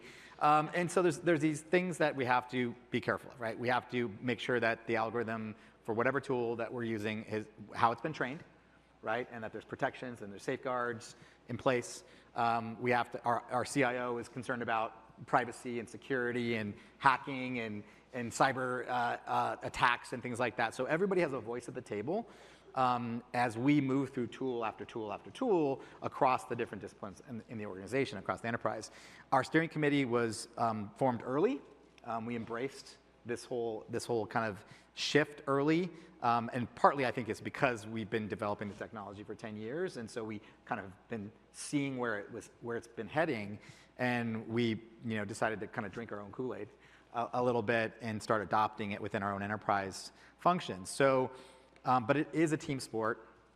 You do need everybody at the table, expressing their concerns, and then evaluating these tools for both what they can do and what the ROI is and how they're going to meet whatever KPI you're trying to get out of the tool, and then making sure it's not disrupting and or putting another area of the business at risk. And I think if you do that and you're sensible, you can get things through. We've deployed probably 10 AI tools in the last year across the business. And I think it's because of that approach, that team spirit, and just making sure that we're doing it in a very conscious and sort of above board and transparent way, which is why I think we've been able to do it so successfully. Wonderful. Marianne, AI holds tremendous potential for enhancing the customer experience. I know firsthand that's what we're doing at More. As we look ahead, how do you envision CX evolving in the next year and beyond with the continued AI innovation? So I would agree that we're kind of at the beginning of this new journey. And I do think that, to your point, right, and to your point, like companies that embrace it and pull it into the fabric really quickly will soar ahead of the companies that are slow and lagging to understand that it's something. We were talking earlier about how the education system struggles to bring technology into curriculum because they're so structured in their curriculum, they don't know where it goes. And so they, like they did with the internet, are now struggling with how do we teach the kids how to use these tools properly, how to not abuse them, all of these things, but there's no specific place for it to go, right? So we know that the companies and the agencies who understand that it goes everywhere within the fabric of the business will do really well and will pull ahead. So I think over the next year, as it gets better, it gets smarter, right? It all learns more and more. We'll see more sophisticated understanding of concepts. We'll see just an improvement in like the intuitive nature of AI tools. And so clients and consumers, users of our platform, I think will have a better experience because those connections will happen more naturally and in a way that really resonates with them. Wonderful. Manu, from a product standpoint, how are you envisioning CX improving from a product standpoint with the continued innovation of AI? Yeah, I mean, I'll give you an example. At Duolingo, we've been using AI for a very long time. We actually built our personalization algorithm called BirdBrain, and that is something that sits at the heart of the experience of Duolingo, and it allows to personalize the lessons for each and every single learner on the platform. So when you make mistakes, when there's a word that you struggle with, often the algorithm will pick this up and bring it back to you as often as needed so that you remember the concept. And this is really at the heart what AI is about, right? I really think from a customer experience perspective and product, what AI offers is the ability to truly personalize content and personalize practice, in the case of Duolingo, to every single learner out there. So it's really about using data at scale in order to go really, really deep and really, really narrow so that every single person can benefit from that technology at the individual level. And then, you know, AI, which eventually is going to create a question of like, what is a business? How does a business like to build new features? I like what they're saying. They might be building last year the demise of their own companies, here called Duolingo Max, in partnership but they're with building their own OpenAI, profit, which is using GPT-4, and this has features like role play, which puts users in situation to practice speaking, and we also have ways to features like explain my answer, which gives you more context around the mistakes that you make, and all of this cannot be possible without AI. So this just sounds like marketing right now too. It's like, oh, hey, my product does all this, which is they started talking about AI, but right now it's okay. Our last question of the session. Feature. This is time I get to it. predict what's next. What's next? We're going to start with you, Don, since you're the product guy. Oh, thank you. What's next? What's your predictions for AI going into 2024 and looking into 25 and beyond? Okay, so two sides of this coin. One is from a technology perspective, and then another is from a user experience perspective. Technology perspective, 24 and beyond is really about scale from an AI perspective, especially with the advent of generative AI. It's going to have to go hybrid. You're going to have capabilities, and they will have to normalize from device to the edge to the cloud. And the traffic and the workloads are going to have to normalize. It can't all go to the cloud for every single query because that would just tank the data centers and it's not sustainable and water and power issues will incur.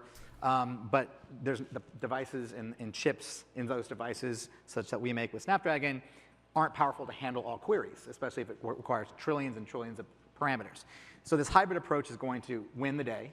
And there's going to be certain things that happen on device, don't even have to go to the cloud. You can do an AI task just on your smartphone, on your PC, in your car, on your tablet, that's secure. And so everybody knows the hybrid approach is something that on anywhere in almost every industry that only lasts like 5 or 10 To years. your enterprise private cloud and your private network, and it'll be your own data, Pfizer's data, Qualcomm's data, Reddit's data, Duolingo's data. Don't have to worry about people invading that and stealing that and taking that to train their algorithms on something else. And then there's the AI tasks that will go completely to the cloud and be in the ChatGPT world. So that's the technology piece. On the user experience piece, in order for AI to continue to be useful, it's going to have to transition from responsive and queried to anticipatory and suggestive. Because it can't be ask a question, get an answer, ask a question, get an answer. That gets boring, after a while. And if you're really going to put it to use and have it move fluidly throughout your day, whether it's on the personal use or a productivity business use, it's going to have to start to get suggestive based on your behavior, based on what you've allowed it to learn about you. Making suggestions, making recommendations, anticipating your behaviors so that as you're planning whatever that is that you want to do, it's helping you proactively and it's not just reactive. So I think that's the next step for especially generative AI in order for it to continue to be useful for people. Wonderful. Drew? Continuity is part of the intelligence problem. 24 and beyond. Like you can trigger immediate bursts of AI thought, but giving an AI the ability to burst over and over again and have short-term and long-term memory, do two things probably that's in the near that's future. the intelligence One, question. it will help people who invent stuff invent amazing things faster. And in our world, it's scientists, right? They're going to be able to develop life-saving drugs faster, which is awesome. The second thing, and it goes back to the marketers, I think. Got clean hair. That's the hair I generative stylish. AI is going to be the enablement of the robo-marketer. You know, we can start doing what-if scenarios, asking, you know, our AI friend to optimize campaigns, and then turn that into something that moves beyond just advertising to how do I help my customer buy and use my product better. I think we start moving from advertising to a world of doing more for customers, which I think is pretty cool. Awesome. Which is interesting point. What's your prediction? Because most people are buying stuff, but they're not using them I properly. agree. That's I a think huge it part will of be technology transformational nowadays. for marketing Everybody's and for exceptionally inefficient companies, with the but tools that they I also have. think that as marketing gets better and really transitions, that people will start to care even more about privacy because they want all the benefits that these tools can provide them as a consumer, as a patient. But privacy will become more and more important to them. As a parent of 3 Gen Zers, I can tell you it's a whole different world, and it's something that they care a lot about. It's something that we at Reddit care a lot about too and talk about a lot. So, but I definitely see that is part of the future of people being comfortable embracing the benefits. Manu? Yeah, I think for marketing in general and for marketeers, it's really AI. AI becomes, you know, an amazing resource to move from being very artisanal in the way we do things to scaling craft. And by this, you know, there's plenty of use case there. I think about performance marketing, for example, where, you know, these days the algorithm takes care so much of the optimization while this was done manually a lot before, and therefore really the game changer is around producing good creative at scale and feeding the machine to drive as much diversity as possible. And I do think this is where AI can come and play, right? So using AI to localize assets, create variations of assets, different videos at different cuts. I think this is where AI can take care of a lot of those very manual tasks. To the point I was made earlier, right? I don't think AI is a solution, it's more of a tool to empower marketeers. And through that process, being able to allow marketeers to do what they're really skilled at doing, which is think about creative, think about insights, use critical thinking in making decisions, and letting AI take care of more of the tasks. So that's where I see this going next year. Awesome. Definitely AI is given the opportunity for personalization, for expanding how we create a one-to-one relationship with our customers. One of the things I just took away from was it's a team sport. It is a team sport, and I think with the 4 of you as the CMOs, you're a great quarterback for your team as you deploy your AI initiatives. Thank you all for attending. Thank you for our panelists, and it's definitely an exciting time to be a marketer. Thank you. They said some really interesting things.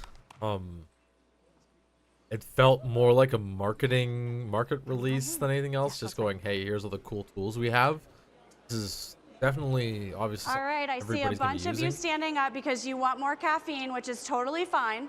But I just want to remind everybody that we will be back on this stage in just a few minutes at 4 o'clock. We're going to be talking about the future of content development presented by Deloitte. So grab your cups of coffee and head back here. We look forward to seeing you back on this stage in just a little bit. So, their job is to present AI as good. Oh, here's all the great things that are happening. Here's all the cool things that are happening. Here's the awesome stuff that's happening. They did mostly talk about reach and and really that's one of the biggest, I guess, hurdles with technology nowadays is reaching new people and then teaching them as to why things are valuable and how things are valuable. Because a lot of times people will just say, I want the computer to do this. And the answer really is the computer is only going to do that if you learn how to do that, right? Which is good, obviously. Like, if you want all of the positives of having a computer in your life, you have to be able to learn all the ins and outs of it. But the marketers are realizing that if they build computers that don't have to be learned or don't have to be researched to get the highest amount of value from, that they can provide these technologies to more people. But what also they did mention too is that it will allow people that are already insanely productive to be more productive. I already use AI for a lot of my video content. A lot of what you see around here is AI assisted, even down to the little filter that I have around the corner of my camera. It allows me to work so much quicker. And as long as I hand curate things, it ends up looking okay. But you'll also notice how well my stuff blends in with their AI generated background too. And that's because AI right now is it's all of everything amalgamated into one. And whenever you ask of it something, it's going to give you a very general response. And those responses are all together of that kind of one general look and whatever you're building. You can, of course, curate things, but it becomes more obvious when a machine is not building its digital media in the way that a human would. So there are ups and downs, obviously, but it does allow people, of course, who are really want to get something done to move past all of the stuff that's complicated. But then also what they're saying, just to try and summarize how people will work with AI in the future, is if you work on animation, or work on UI, or you work on just backgrounds, doesn't matter what it is, you're going to be able to go back and refine what the AI has built. Your job is to refine what the AI has structured for people. It's not going to take away what we consider traditional work. It just takes away the long, arduous stuff. And the way you can think about it, really, is that people in the past have done all the work already, right? This idea that we have to redo work that people have already done, I think is insane, just for the sake of a good economy. There's no way, I don't know why. Like, for an animator, like, oh, I used to animate everything frame by frame by frame. It's like, okay, well, so what? That sounds like it sucks, right? You've already done the work, so why do I have to? Now, I do agree things should be paid backwards. So if If someone's done the work and we are now training models off of that work, that person should get paid every time that work is referenced. But here we are. AI will only get better, and it will only get pushed to more people. Things are about to get really interesting. Okay, we have a few minutes, I guess. We're going to wait on the next session. Was it the future of team leadership? You all, Monday, January 8th. No, we did the 3 o'clock. Digital marketing. Smart car, that's done. Technology, AI, building sustainable, secure, superior future. HSA and unveiled AI access. I just seen. Ryan Tom. Okay. Wait a few moments. Comes up with those. Times right now 3:44 EST. We just watched the 4 o'clock one.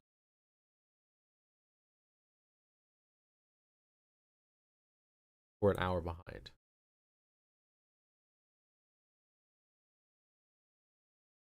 What I don't like, especially if this is gonna be a technology conference, why is this such a low resolution background?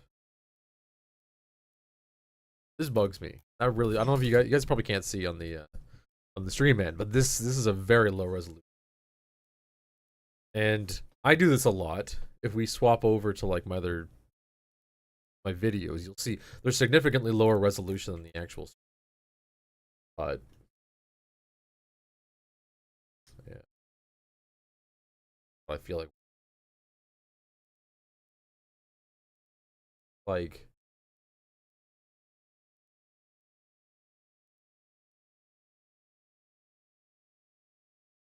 going on there.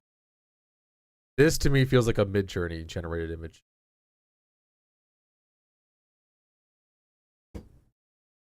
Show's coming up. Okay. Right.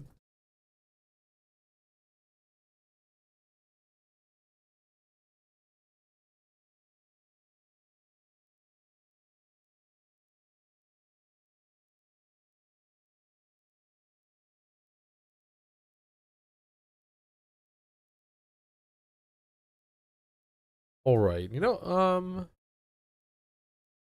Want to go another 40 minutes.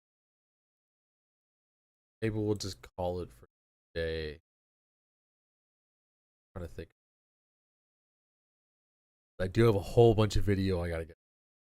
I don't mind cutting it short, especially too. We'll go through some of this footage, cut it up, and take a look and there and figure it out and do the thing, and all that kind of good stuff.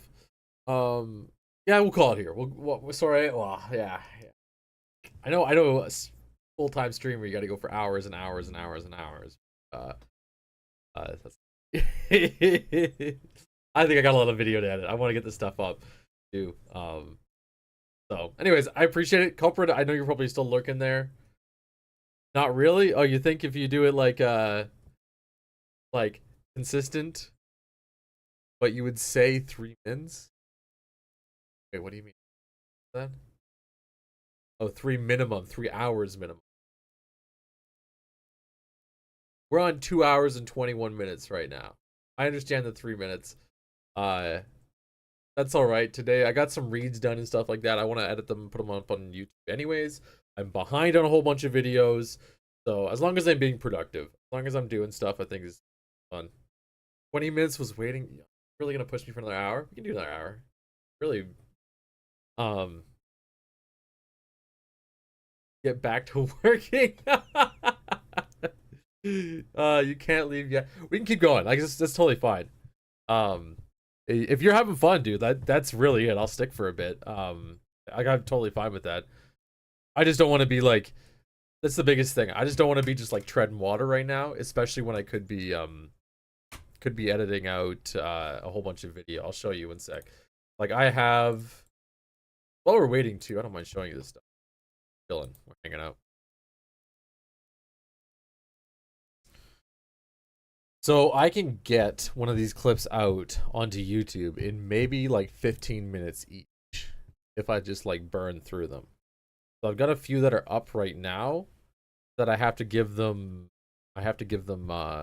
thumbnails and figure out that whole process. This channel is just exactly, it's got the exact same super slow few views a day pattern that oh, I'm getting a spam caller right now. That that even the Scrub Club Medium one was having. But the better I get at the go away.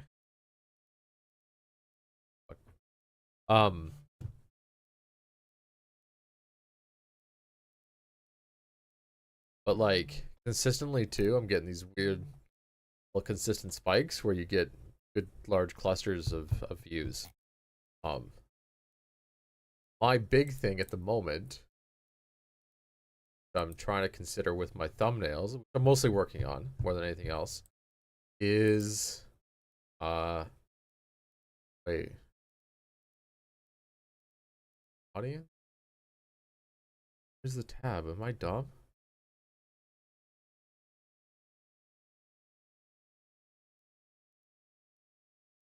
Oh yeah, impressions right here. Right? So we actually have, hey, high five, how's it going, dude? You might like some of this stuff. I'm lurking in, well, right now we're watching, or we're going back and forth. We're going through CES live, so we're watching some of the live streams going on with the new technology conferences. But they're on a break at the moment, so I'm kind of just showing Culp what I'm doing on the back end and trying to fix this a little bit in terms of my YouTube stuff. So 70K impressions just for the Overwatch channel, right? But my average click-through rate is 1%, 1.8%, right? Which is not so good. I think it should be upwards. I've been reading it should be upwards of 3%.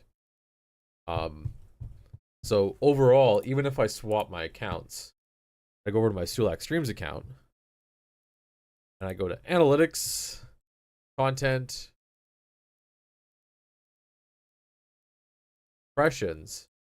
The impressions are slowly picking up. If I'm not clickbaiting stuff like Asmongold or another famous streamer or something like that, the impressions are slowly going up, and the click-through rate actually isn't that bad, surprisingly. But I want to bring my view duration up. That's a number one. That's a huge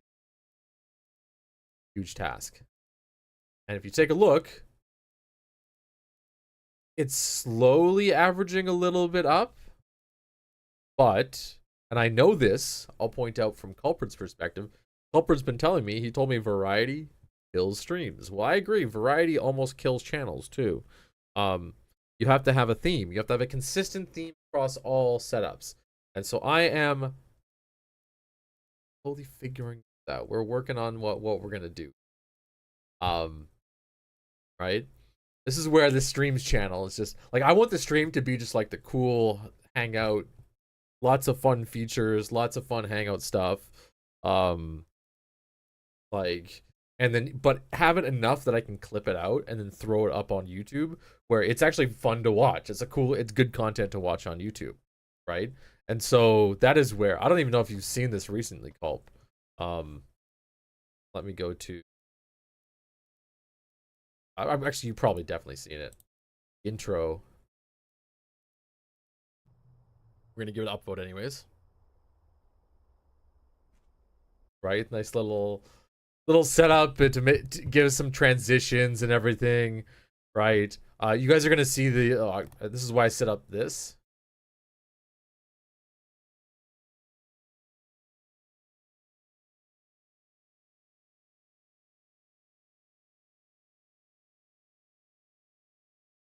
So I have a lot more like transitions that I can use to make the video, the live video that I do proper, right? Or at least have some kind of transition into it and be able to build things out and all that kind of stuff. So like at the end of today, when I stop streaming, that's what I was thinking. And too, this is kind of cool. Just an idea, right? Just so you guys see what I'm trying to do. When I switch over to the thank you screen,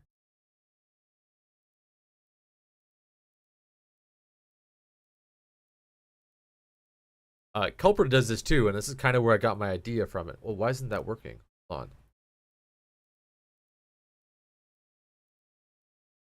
That should.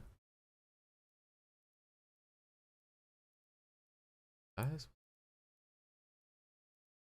there should be another video running. But so at the end of this, I can go. Thank you guys so much for watching. Thank you to my viewers and whoever subscribed today. And whoever set up, don't forget if you're watching this on YouTube, go like and subscribe and do that kind of stuff. We go through all this kind of news every day. I'm not doing the outro right now, obviously, just kind of giving you guys the concept of it, right? And that way, then when I go do my video editing, so when I go on later and I take the video and I add the intro in, I can cut the outro from the stream, and that will go in as my outro for the video. So what we're doing is we're presenting, and I'll point out this comes from my what's it called days, my musical theater days. Sorry, where you'd film something, and I remember them talking about this a little bit. So when you're doing like a musical theater bit or something, right? When you record it, you also record it for like a clip, or like a movie in a way. So it's really important to really important that when you're framing certain parts of the story, you make the introduction relatively the same across all of the different types of renditions of the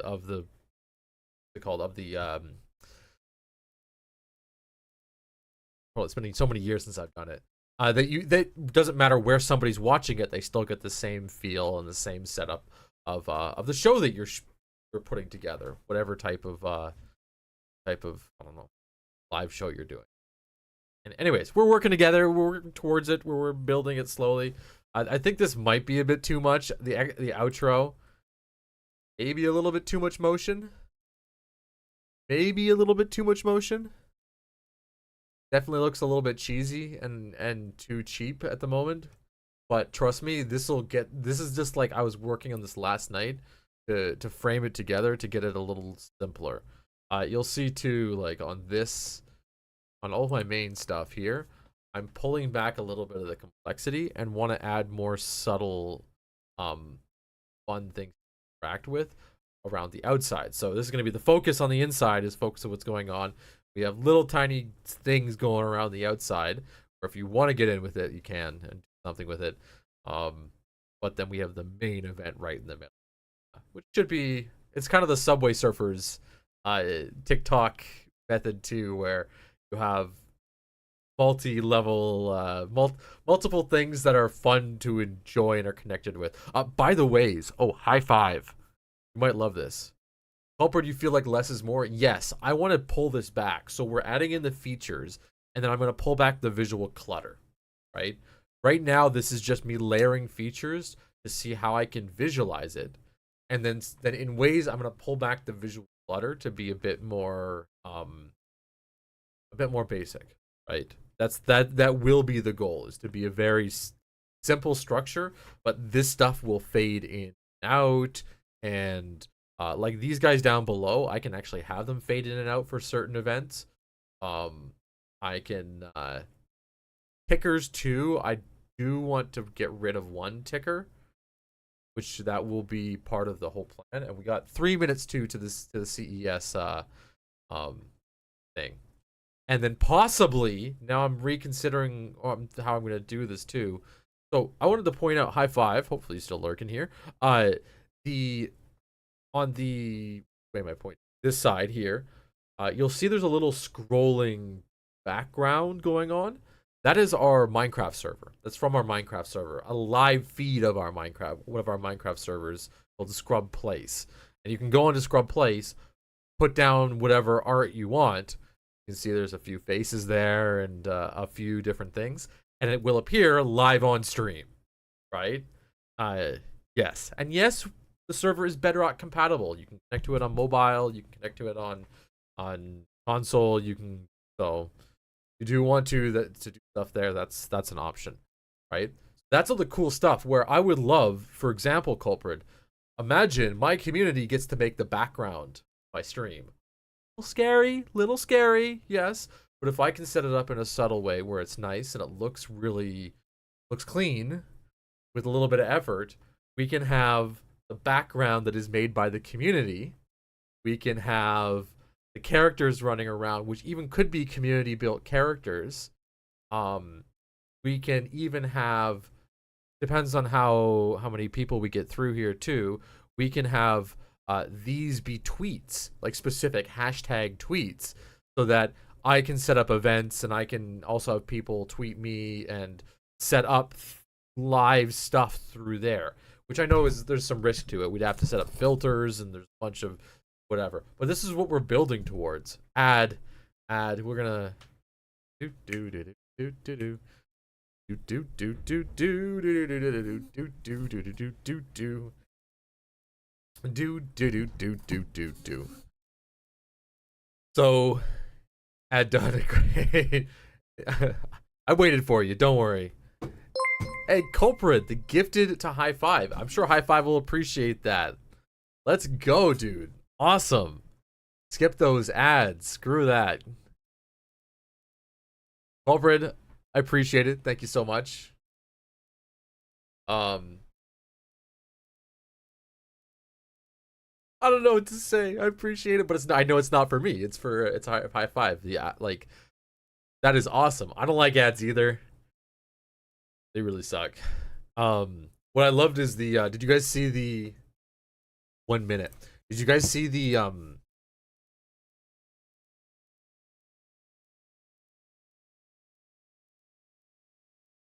live stream here? Okay. Did you guys see the pirate software thing where he got in a contract, he got paid to run ads, and then he took part of that money and bought everybody subs? I think that is so smart.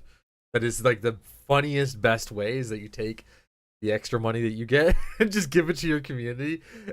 But the thing is too, is he got paid back from those subs he gives out, right? So, right? Like, it's so people get no ads, they get to join for free, he gets to pay out subs. I don't know if Twitch probably like that or not, but I think that's hilarious more than anything. That's so clever.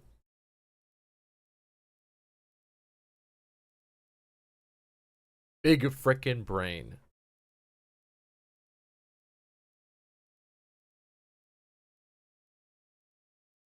Come on.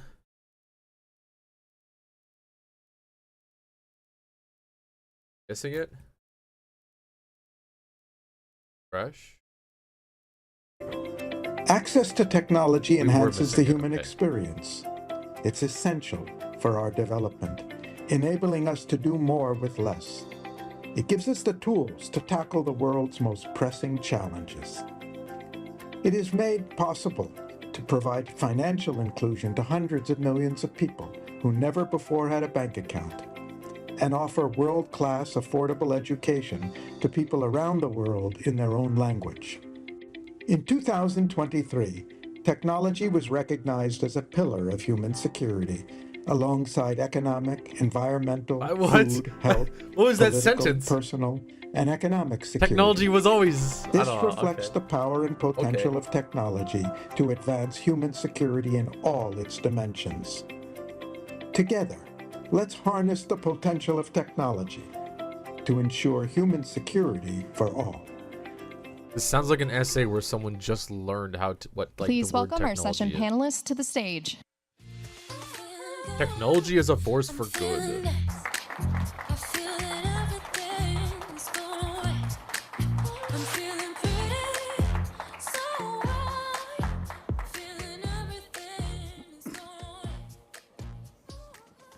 I think my floor is tilted. My chair just keeps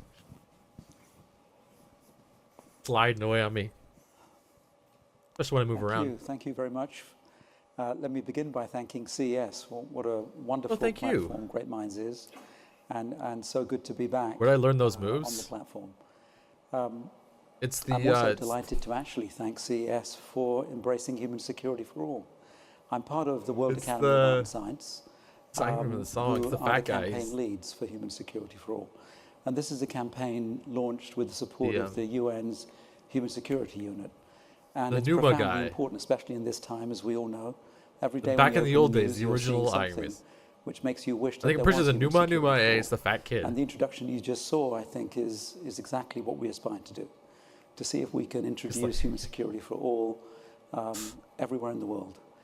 Today's panel, therefore, is quite an important one. We will talk about technology as a force for good, and I'm also here as the chair of a foundation which looks at technology and capital and works with stakeholders to see if each of us, collectively and individually, can be a force for good in making the world a better place.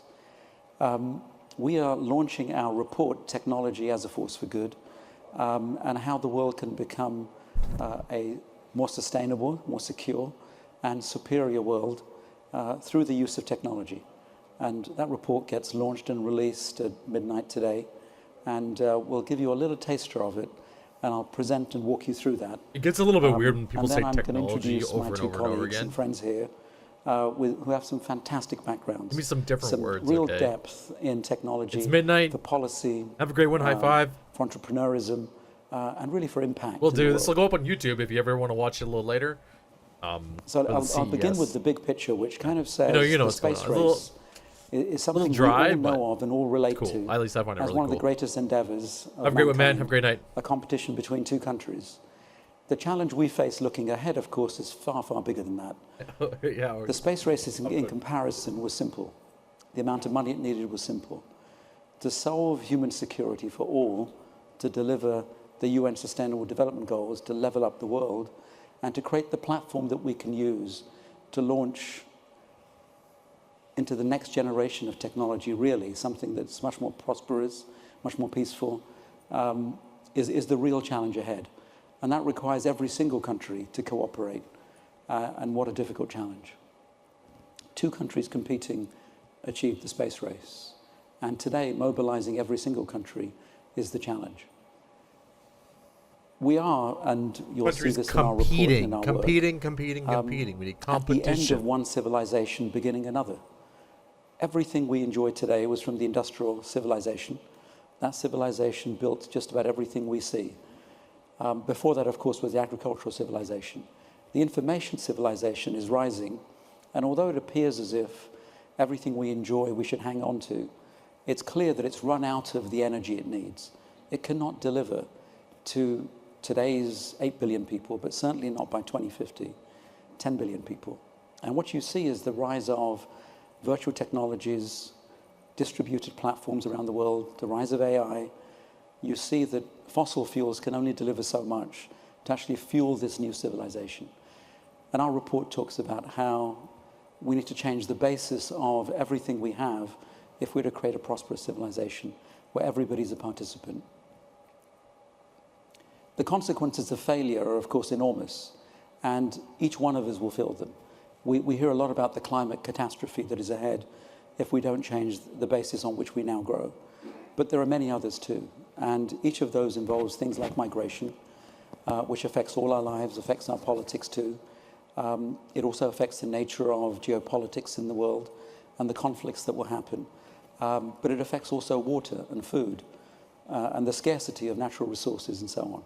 So we're in this gap, if you like, where we have one foot in the 20th century, one in the 21st, driven by information, plenty, innovation and breakthroughs.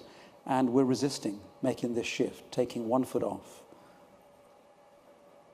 What tech has done, and throughout human history, but we plot some of the things that tech has delivered, it's helped us address food production and poverty and access to clean water and education and so on. Literacy and it's here tempting is to like the believe that biggest. these things happen just because civilizations progress, but they progress because I don't know if the we know underlying how to use technology, literacy. Of course, spurred that. And what we're looking for is new technologies, which I think CS will display. You'll see them as you walk around the halls. All the seeds Scary. of those technologies already exist, and those technologies can actually propel this future. We analyzed 100 of the top tech companies in the world to look for what is it that they're doing, how do they see the future, what are all the technologies that are underlying their success, and what are the evident strategies that are emerging.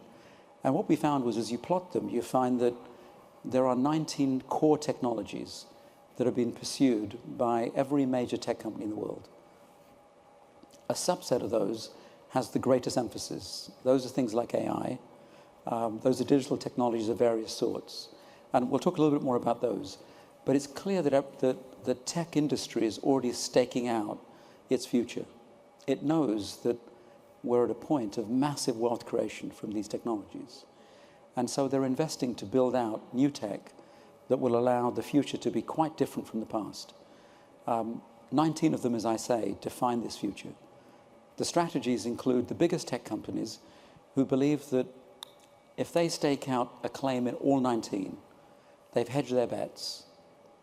And if they major on 5 or 6 of those, they will create the scale platforms that actually grow just about everything that will underpin our future civilization.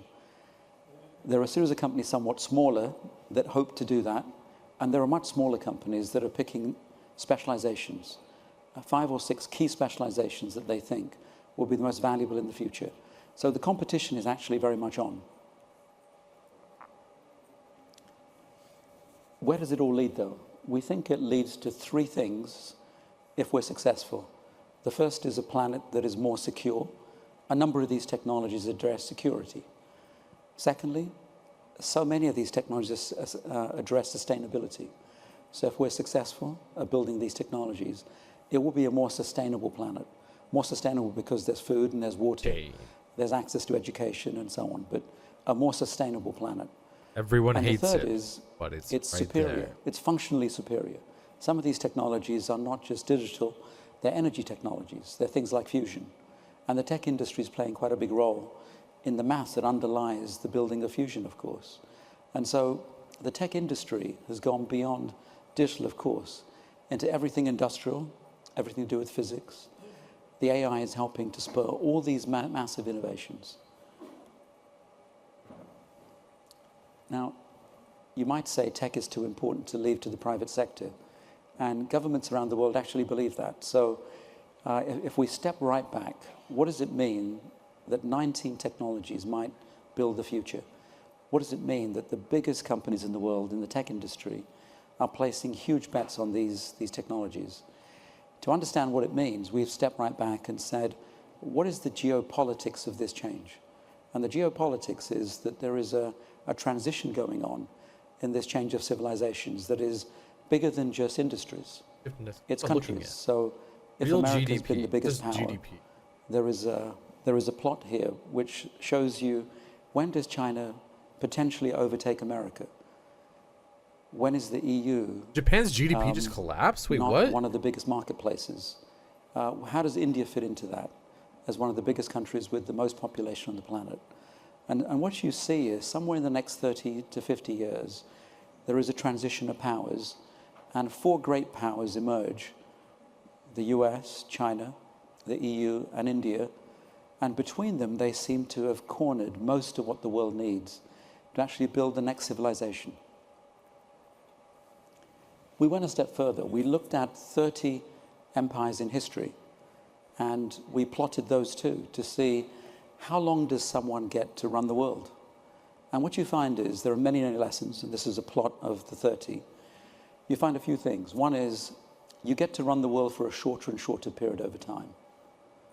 So if you're the leader of the world, although it appears as if you might run it forever, it doesn't actually work that way. This is a really good chart. It seems as if you rise faster and you collapse much faster too. But underpinning every civilization in history was technology that gave it an edge over the previous civilization. And that's why these 19 technologies and the 5 or 6 that have been most heavily competed for are probably the basis of the next great power.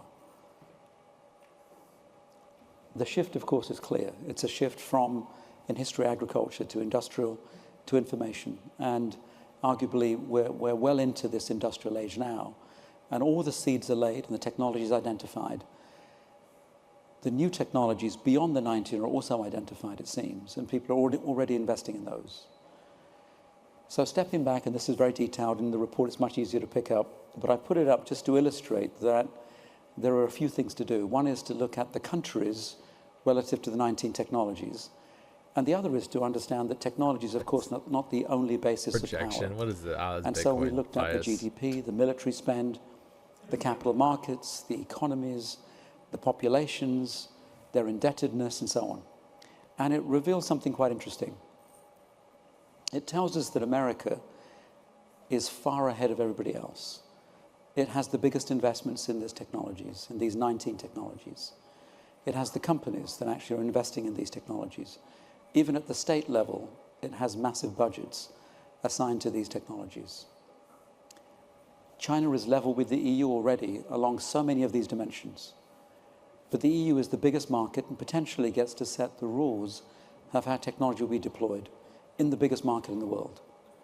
India's at a nascent stage, but growing so rapidly, and with 1.4 billion people, rising to 1.6 by 2050, it's probably the biggest market in the world. And so these four are very important players. The US, despite its strength, of course, as we all know, has become very indebted, politically very divided, and they've politicized the transition itself, which is one of the biggest drawbacks of being the leader. That most of the empires we showed you earlier, their fall is usually not from a competitor outside, but it's from a competition inside between different political factions. People fighting over the power instead of fighting for power. Leading in this next age, there is the drawback of the internal competition within America. We stepped back and said, but so what? You know, are there solutions which are already capable of solving the UN Sustainable Development Goals? The UN set 17 goals. They were set in 2015. Every country in the world signed up. The aim is to level up the whole world so that actually we have a platform that's equitable, where every country is a participant. The industrial age, just as a contextual point, brought only 1/3 of the world into prosperity. 2/3 are not participants. All of us are, I'm sure, but 2/3 of the world is not a participant in the prosperity that was built. So the information age is the hope that actually we can deliver everything needed to bring the next 2/3 on board. And our team in Force for Good, our head of research, Chris Hansmeyer, is also here, led some of the work with other members of the team around the world to look for 10 solutions. I do want to argue. And what we found was there are 10 tech-enabled solutions. Some of them are pure tech, AI, universal connectivity, and so on. Others are industrial technologies. Just too tangential. Yet more to what's are here. ones that have been launched by governments. The Indian government, for example, launched a mass financial inclusion technology that allows 500 million Indians to open a bank account. That's very profound. The World Meteorological Organization has launched something which gives a pre-warning of a hazard event in the world. It's also very profound. But these 10 together can solve 50%, close 50% of the UN Sustainable Development Goal gap. So this gap is profound. We're nowhere near being able to solve it. But we believe these 10, if they were rolled out, well-funded across the world, would solve 50% of the gap. And we believe the tech industry is fantastically placed to take the top three, generative AI, universal connectivity, and mass financial inclusion, work with partners, and actually be the lead in solving the world's issues, backed by the right policies, the other stakeholders, of course, but make this big leap. Where does it all lead? We're on the brink of this shift. And this curve kind of shows us that if these 19 technologies are rolled out, the curve is so steep and so fast, and so steep upwards. It would be expected that multiples of the current 2010, GDP will be created 2015, just based on these technologies, some within the next few decades. And this is the promise and the hope. At gap years, this is why that's what so we're many in right private now. sector companies, of course, should be enormously interested to take these opportunities, these technologies, and roll them out worldwide. But it's also why we believe that human security for all is a principle that needs to be the grounding principle of applying this technology. Gary Jacobs is also here from the World Academy of Art and Science, and the head of the UN campaign for human security for all that works with the World Academy. And so we're hoping that actually CS is another galvanizing event where technology rises to meet this great demand to solve the world's issues and make it more secure, more sustainable, and a far superior future for all. And if we do, every parameter of just about everything that we currently enjoy will change quite dramatically. How digital tech will impact us, energy that will be clean, abundant, near-free. All of these things are within grasp. And probably a focus on these is our only way of not actually killing each other in large numbers, which we seem to be doing fairly well. One foot still in the 20th century, where combat and conflict was the way forward, and one foot in the 21st, where potentially innovation and building a better future is the way ahead. So that's where we are. Thank you, and I want to thank you very much actually for listening so patiently. And I'm going to introduce my two colleagues here, who are going to help us actually pick this all apart and see if we can take it all the way back to, they want me to keep this on, I think, but I'm going to turn it off so we can concentrate on my colleagues. So I'll start with Glenn Gaffney. It was really good. That was a really good presentation, I'll say. Glenn has a very fascinating career. Detailed. Glenn has been the head of not very science concise, and technology but a for lot the of CIA, really good the US government information. Intelligence services. That was the first part of his career. Second part of his career, he was an investor. He looked at science and technology in laboratories all across the world to see if that could be taken and created commercially for use.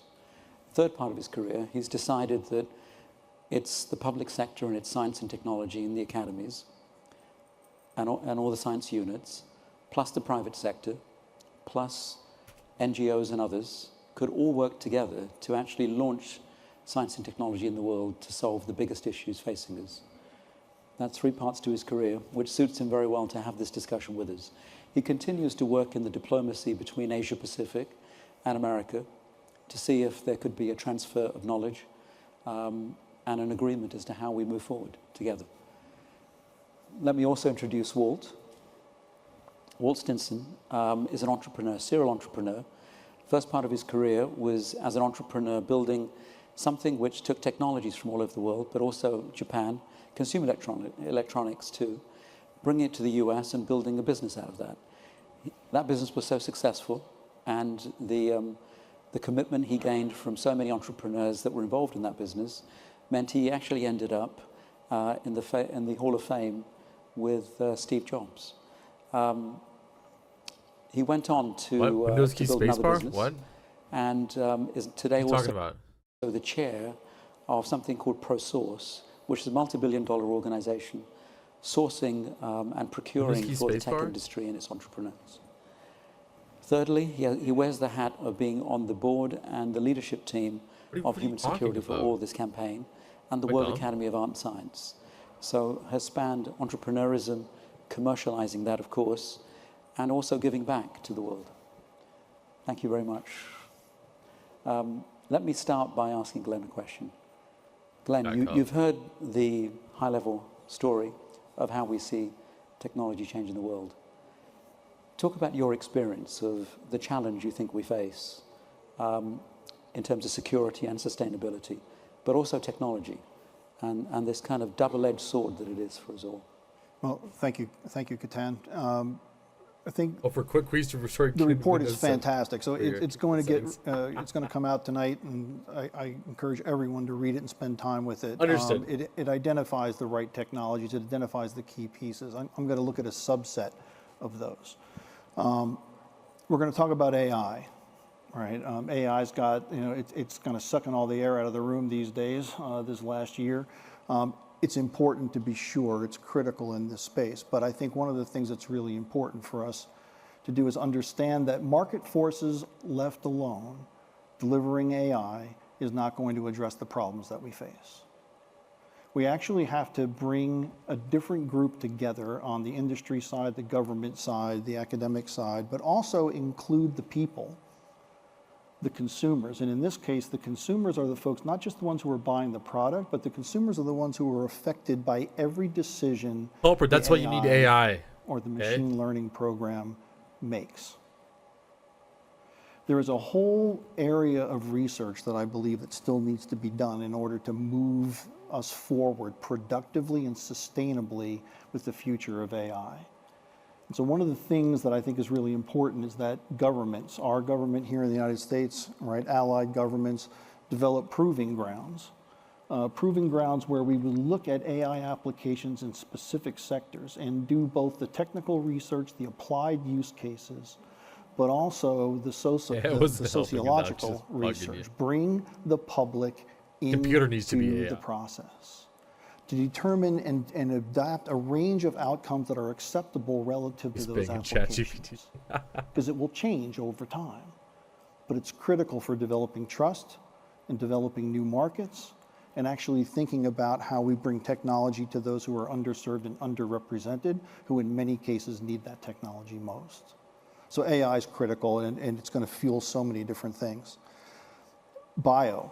I am so thrilled. I'm a physicist by background. I am completely captured by all of the opportunity that the future of biotech holds for us in all of these areas, in the material science area, in working climate change issues, in applying bio substrates into new technologies that will then reduce carbon emission and produce better products. Not to mention what it's doing and what it will continue to do for healthcare, right? And healthcare for all. But there's two pieces there that I think are connected underneath this, which is we need to focus on infrastructure and the technical infrastructure that enables the use of these tools and these technologies, and focus on that globally. The security of that infrastructure is absolutely critical. And the application of AI in cybersecurity for these infrastructures, I think, is a critical piece that must be solved. We have the opportunity, because in many of these places this infrastructure is new, so we can actually develop the security that's necessary by design and not have to try to bolt it on afterwards like we have with every other industry. And lastly, power and energy. These bio solutions that I'm so excited about, whether it's for food security or if it's for lowering carbon emission, or it is what we're doing on the healthcare side, they are all limited by one thing, which is affordable energy that's reliable, right, and cost effective. That's an important point. It's a very important point, because everything that underpins what we talked about relies on an energy source. And our last energy source was fantastic as something that underwrote the Industrial Revolution, but it can't underwrite the next one. It can't take us costlessly to space. It can't take us cleanly to space. Well, same question. Before you ask me a question, yep. I'm sure everybody wants to know how they Every can time I get a see these copy of that conferences, report, I think we're getting desperate. The report is awesome. I'm Energy is the chairman of big ProSource. bottleneck right We've now got for about humanity. 500 Everything tech is energy. companies in ProSource. It's about a $3 billion organization. And so we talk a lot about what direction the industry's headed in. And we just had a strategic planning session in California just last week, a couple of weeks ago. We could have used that report. So how are we going to get a hold of that report? Tell us. So midnight tonight, you go to forcegood.org and you download it. Forcegood.org. Forcegood.org. Okay. www.forcegood.org. Okay. And you download it. Yeah. There's a lot of IP there. I have a background in the finance industry. I used to work for one of the big investment banks. So we also look at capital as a powerful agent of making change. And so our report just before the UN General Assembly in September is Capital as a Force for Good.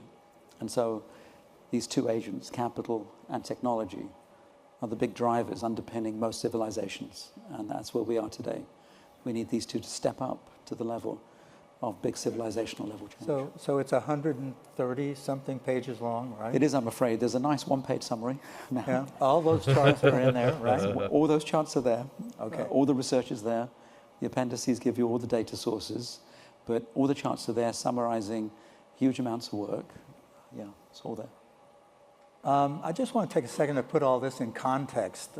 I should have looked that up. Damn it. Last October, oh, I'm a terrible we had streamer. a Thinking now I ceremony should look at that the up at the United very end. I'm Nations like, oh, headquarters. what was that? And okay. The head of CTA, Gary Shapiro, was there, and the tech envoy of the Secretary General of the UN, who's actually speaking here at CES on Wednesday, was at this ceremony at which tech was recognized by Human Security for All as a pillar of human security. And this is a really amazing event because traditionally we look at security as being the traditional components of human security measured at the individual level. Their economic security, environmental security, health security, food security, personal security, community security, and political security. So what we've realized is that technology intersects with, underpins, and turbocharges all of those security elements, and if we're ever going to accomplish comprehensive human security, it's going to be through the utilization of technology. That's what that ceremony was all about, and that's why CES is themed on the concept of human security this year and focused on technology as a pillar of human security. So what does that mean to those of us that are making a living in the tech industry? From my perspective, I'm very, very interested in AI.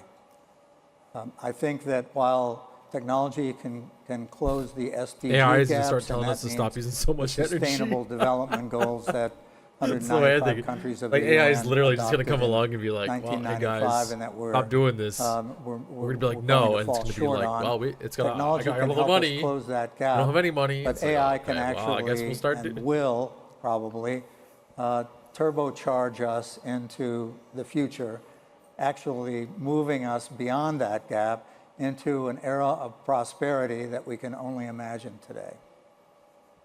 And that's if things go well. If things don't go well, then we could find ourselves facing tremendous existential threats. And we haven't even begun to address those existential threats that require global cooperation in order to solve and properly address. We haven't even come together as a world to decide whether we want AI to be our slave, to be our partner, or to be our master. Those questions ultimately have to be answered. There are all sorts of moral, philosophical implications associated with that. We really need to come together as a global community to address those issues. And instead, as Ketan pointed out, we're competing with one another. US is going to be competing with China. India's in the mix. Europe has its own approach. And interestingly, I think Europe is going to be the one setting the regulatory standards for AI. Whether or not those standards are going to be adopted by all of the various players in the AI space is yet to be seen. But because of the EU Constitution and the way it favors privacy and individual privacy rights, it's likely that Europe is going to be at the lead there. Maybe Glenn can comment further on that. So this is exactly why I was talking about the need for governments, plural, industries, plural, right? Academia across all these countries to come together in a unique way to begin to work on these issues. Understanding what the unintended consequences may be from the human-machine interface and the way that an AI system works and employs decisions in this space is absolutely critical for us to work together and then understand what the ramifications are of those decisions and how do we actually develop risk architectures that actually then move this whole thing forward in a way that's acceptable to society. And so if Europe is leading in the regulatory environment, that's great. All right, let's bring the expertise that Europe is bringing. If they are working in these same kind of proving grounds, with proving grounds in the U.S. and across other allies, to begin to look at what I call the democratic principles of digital design. How do we actually think through, right, what these potential outcomes are? You can't test every outcome. But as a group, you can begin to look at what is the condition that needs to be established for the way humans and machines will interact going forward, not just 20 years from now, but tomorrow. What does it mean in terms of autonomous vehicles? What does it mean in terms of cybersecurity? And does a computer have then we should use the computers, we should use AI to do what machines do best, which is interpret the communications of other machines, which is the cyber industry.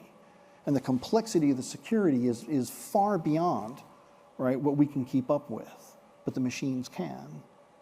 But what happens when a machine decides that a preemptive strike is a better way to actually handle the security of a particular piece of infrastructure? Does it have a responsibility to do that? Does it have a responsibility to recognize that the human is in the loop, and that when the human's in the loop, the human should be deferred to? These are important questions. Do we treat AI as if it's fundamentally right, or that it's fundamentally wrong?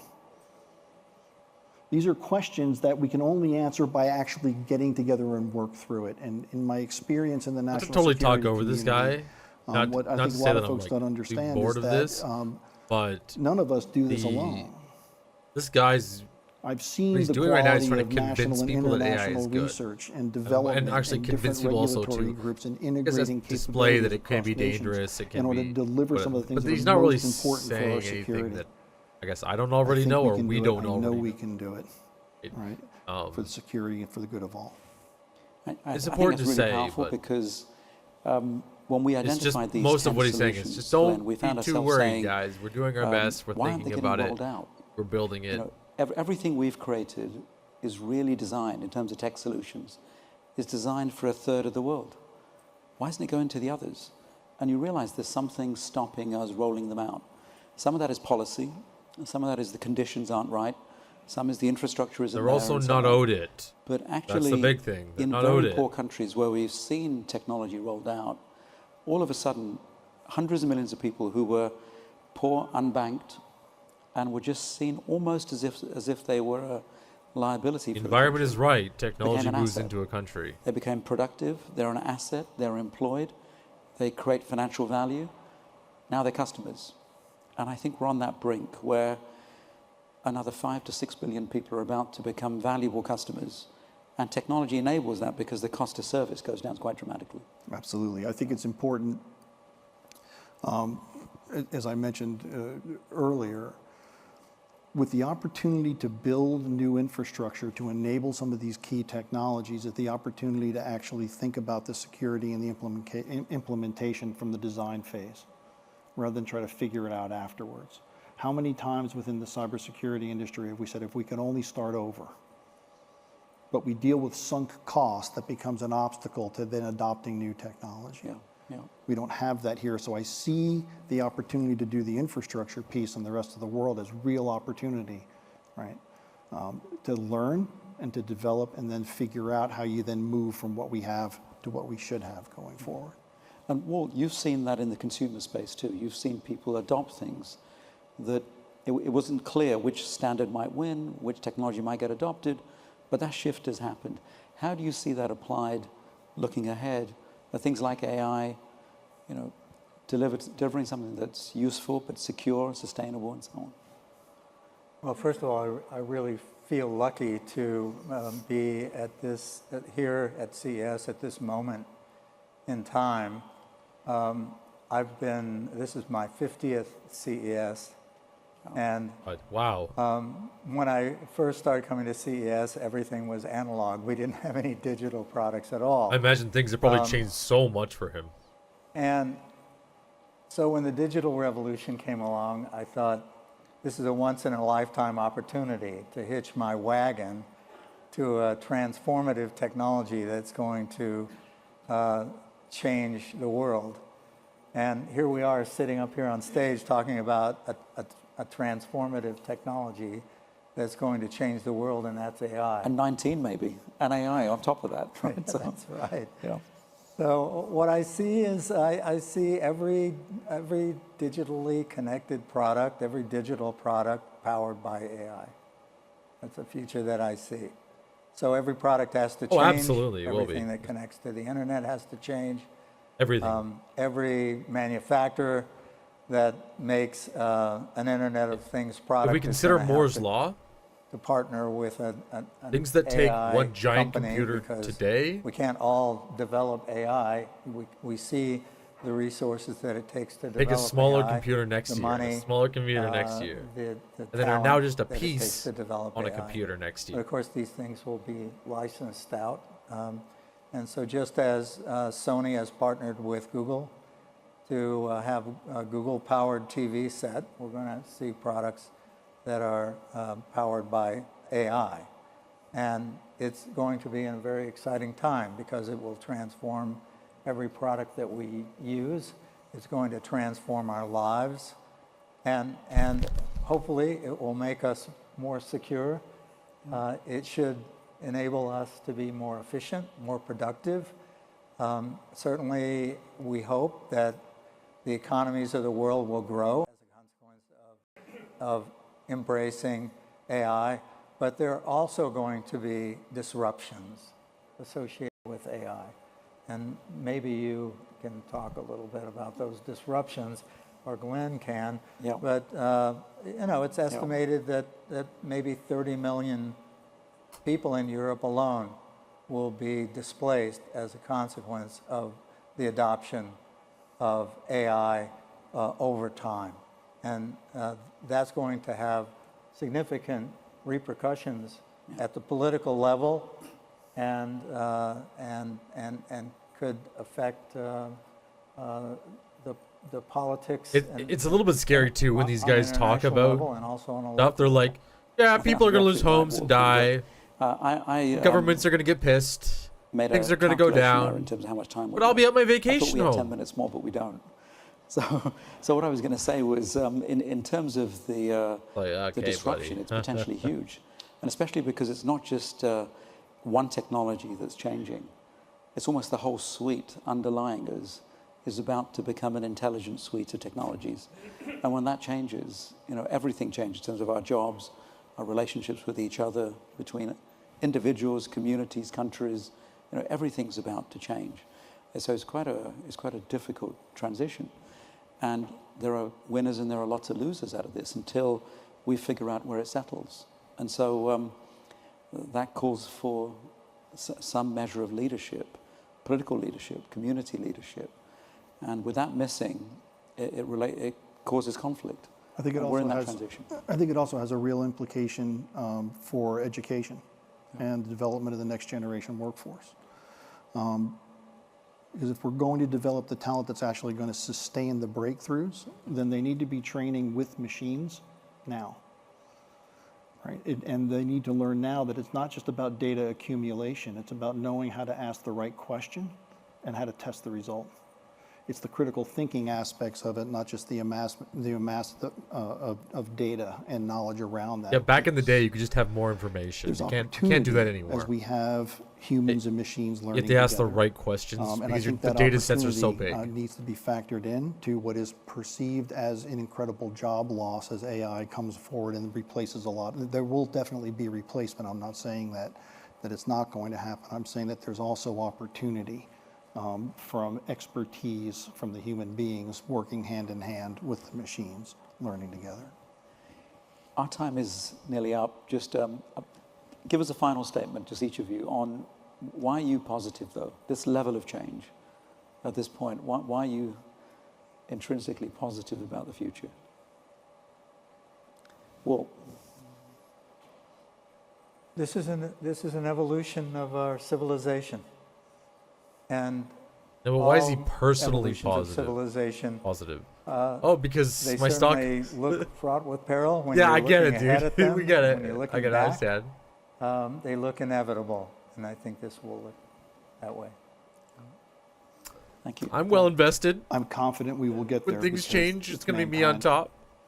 It'll be a And it's good that time. evolution piece that Walt talked about. What I am passionate about is getting there quickly and efficiently and effectively, right? To help the rest of the world in these spaces and to help ourselves in the process. I'm optimistic because I've seen Why is the it camera just pointing work at him? There we at go. so many different That levels. was really across the awkward. globe. That was really What awkward. we need to do is prioritize the work right, to elevate these pieces and then invest in it. And it's, again, it's not just Where's the government, AI, it's guys? government, I know there's AI industry, tools that'll point the camera at academia, whoever's talking. together, multi-nations. Wonderful. I'm going to encourage you to do something as you go through CES in these next few days. Guys, which come on, is, where's the AI? Look at it afresh. Whatever you see with I AI know there's added to AI it tools that is something automate much more this. powerful than it was. Whether it's edtech, fintech. Could be AI doing this right now, something but that delivers water or food don't think or so. anything is just a different order of magnitude. I have another hat, which is as an investor. Oh, really? The An investor? founder CEO of an investment firm. And our team, one of our team is here to go through CES, looking at everything afresh, saying, what is here that could actually be an investable opportunity added, with AI added, could be completely much more powerful. And so I think it's a great opportunity to relook at CES through that lens. So I hope you enjoy that too. Thank you very much.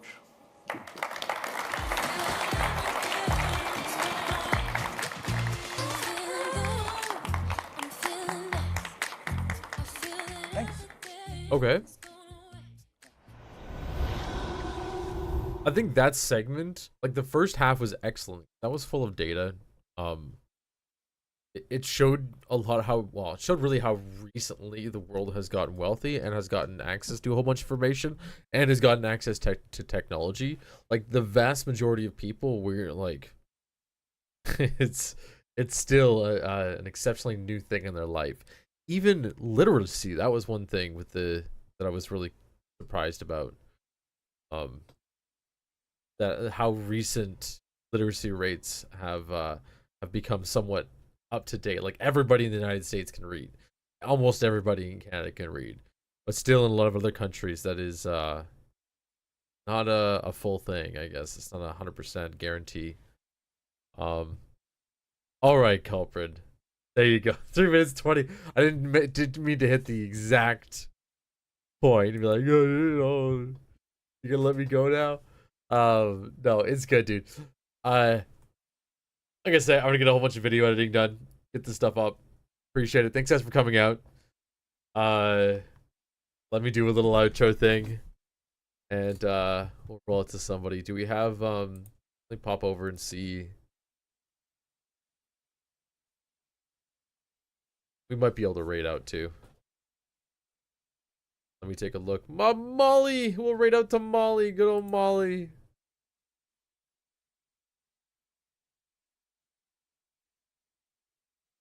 Pop in. This is just 2. We'll see.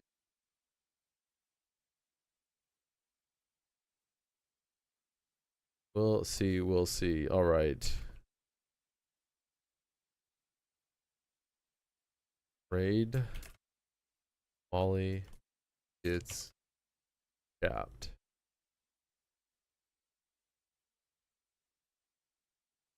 All right.